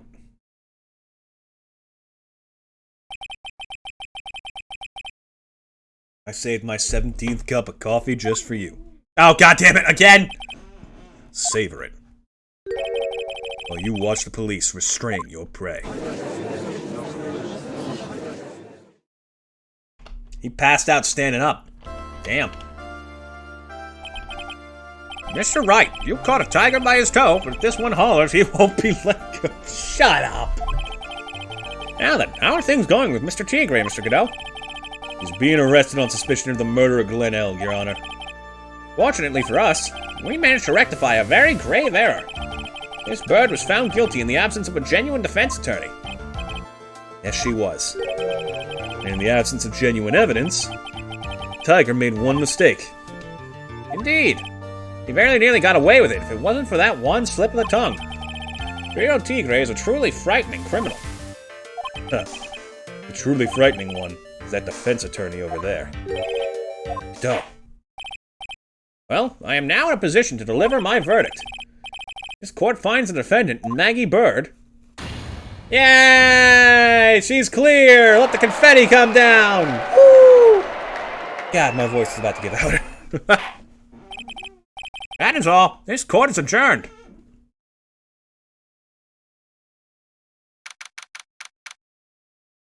No, excuse me. Mr. White, I'm at a loss for words. Thank you, sir. Congratulations, Maggie. I was so mad when Mr. Wright landed me in all that trouble a month ago. But now I feel like I can forgive. I didn't do shit. Hey, that wasn't me, Maggie. That was the tiger. Look, Nick, in the doorway. Detective Gumshoe. Oh, guess I'll be heading off then. See you around, pal. Wait. Detective Gumshoe. Oh yeah, congratulations, Maggie. Thanks. I knew you were innocent all along. Why didn't you say that in your testimony then? Huh? Oh, well, I guess I'll be heading off. See you around. Wait up, detective. Oh, god damn it. Maggie, why are you being so hard on him? He busted his butt for you. It's thanks to him that we got the medication bottle. That wasn't even of any use. But it's only because Mr. Wright used it so cleverly. Detective Gumshoe was just running around in circles. Poor guy. Looks like she still isn't ready to forgive him. Can you put in a good word for him, Nick? Yeah, Maya's right. I should help Gumshoe out. It's clear he needs it. Maggie, you know, Detective Gumshoe's been really worried about you through all of this. I wanted to believe that, sir. On that first day of the trial, he practically gave the judge a free pass to lock me up. He didn't have any choice, Maggie. He's a detective. He has to report the facts. He doubted me, that's why. He thought I might have done it. Gotta prove to her that Gumshoe really cares about her. With the power of weenies! Here you are. A present to celebrate your freedom. So that's a present from Detective Gumshoe, made with a ton of love. He said you lost weight and he was worried about you. Detective Gumshoe. I actually really like weenies, you know? Well, I wonder what that was. Did you guys hear that? I'm pretty hungry myself, you know? Yeah, the trial dragged on a bit today, didn't it? Is it okay if I eat this now? Aw, that's sweet. Aw! So, how is it, Maggie? Where do you get hot dogs that tiny? It's really good. Also, that is definitely supposed to be a chopstick that they just edited out. In case the false allegations surrounding Maggie have all been cleared up. And who knows? Maybe a whole new chapter of her life is about to start. Just kidding, she's in prison for murder again. Who's ready for round 2? Alright, chat. That'll be the end of it for today. We'll find you guys something to rate, shall we? Oh, fuck it. Hey, Edgeworth! I forgot about this case. Oh my god!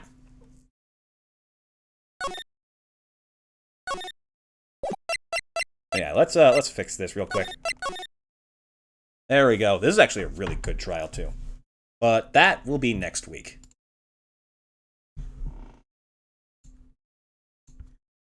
Let's see.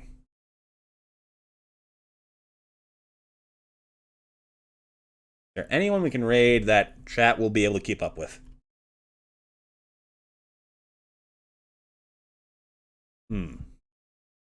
Oh no, I think someone's up against the fucking... The clown case for the last one. Hey, not sure. Let's have some support. Eller Lean.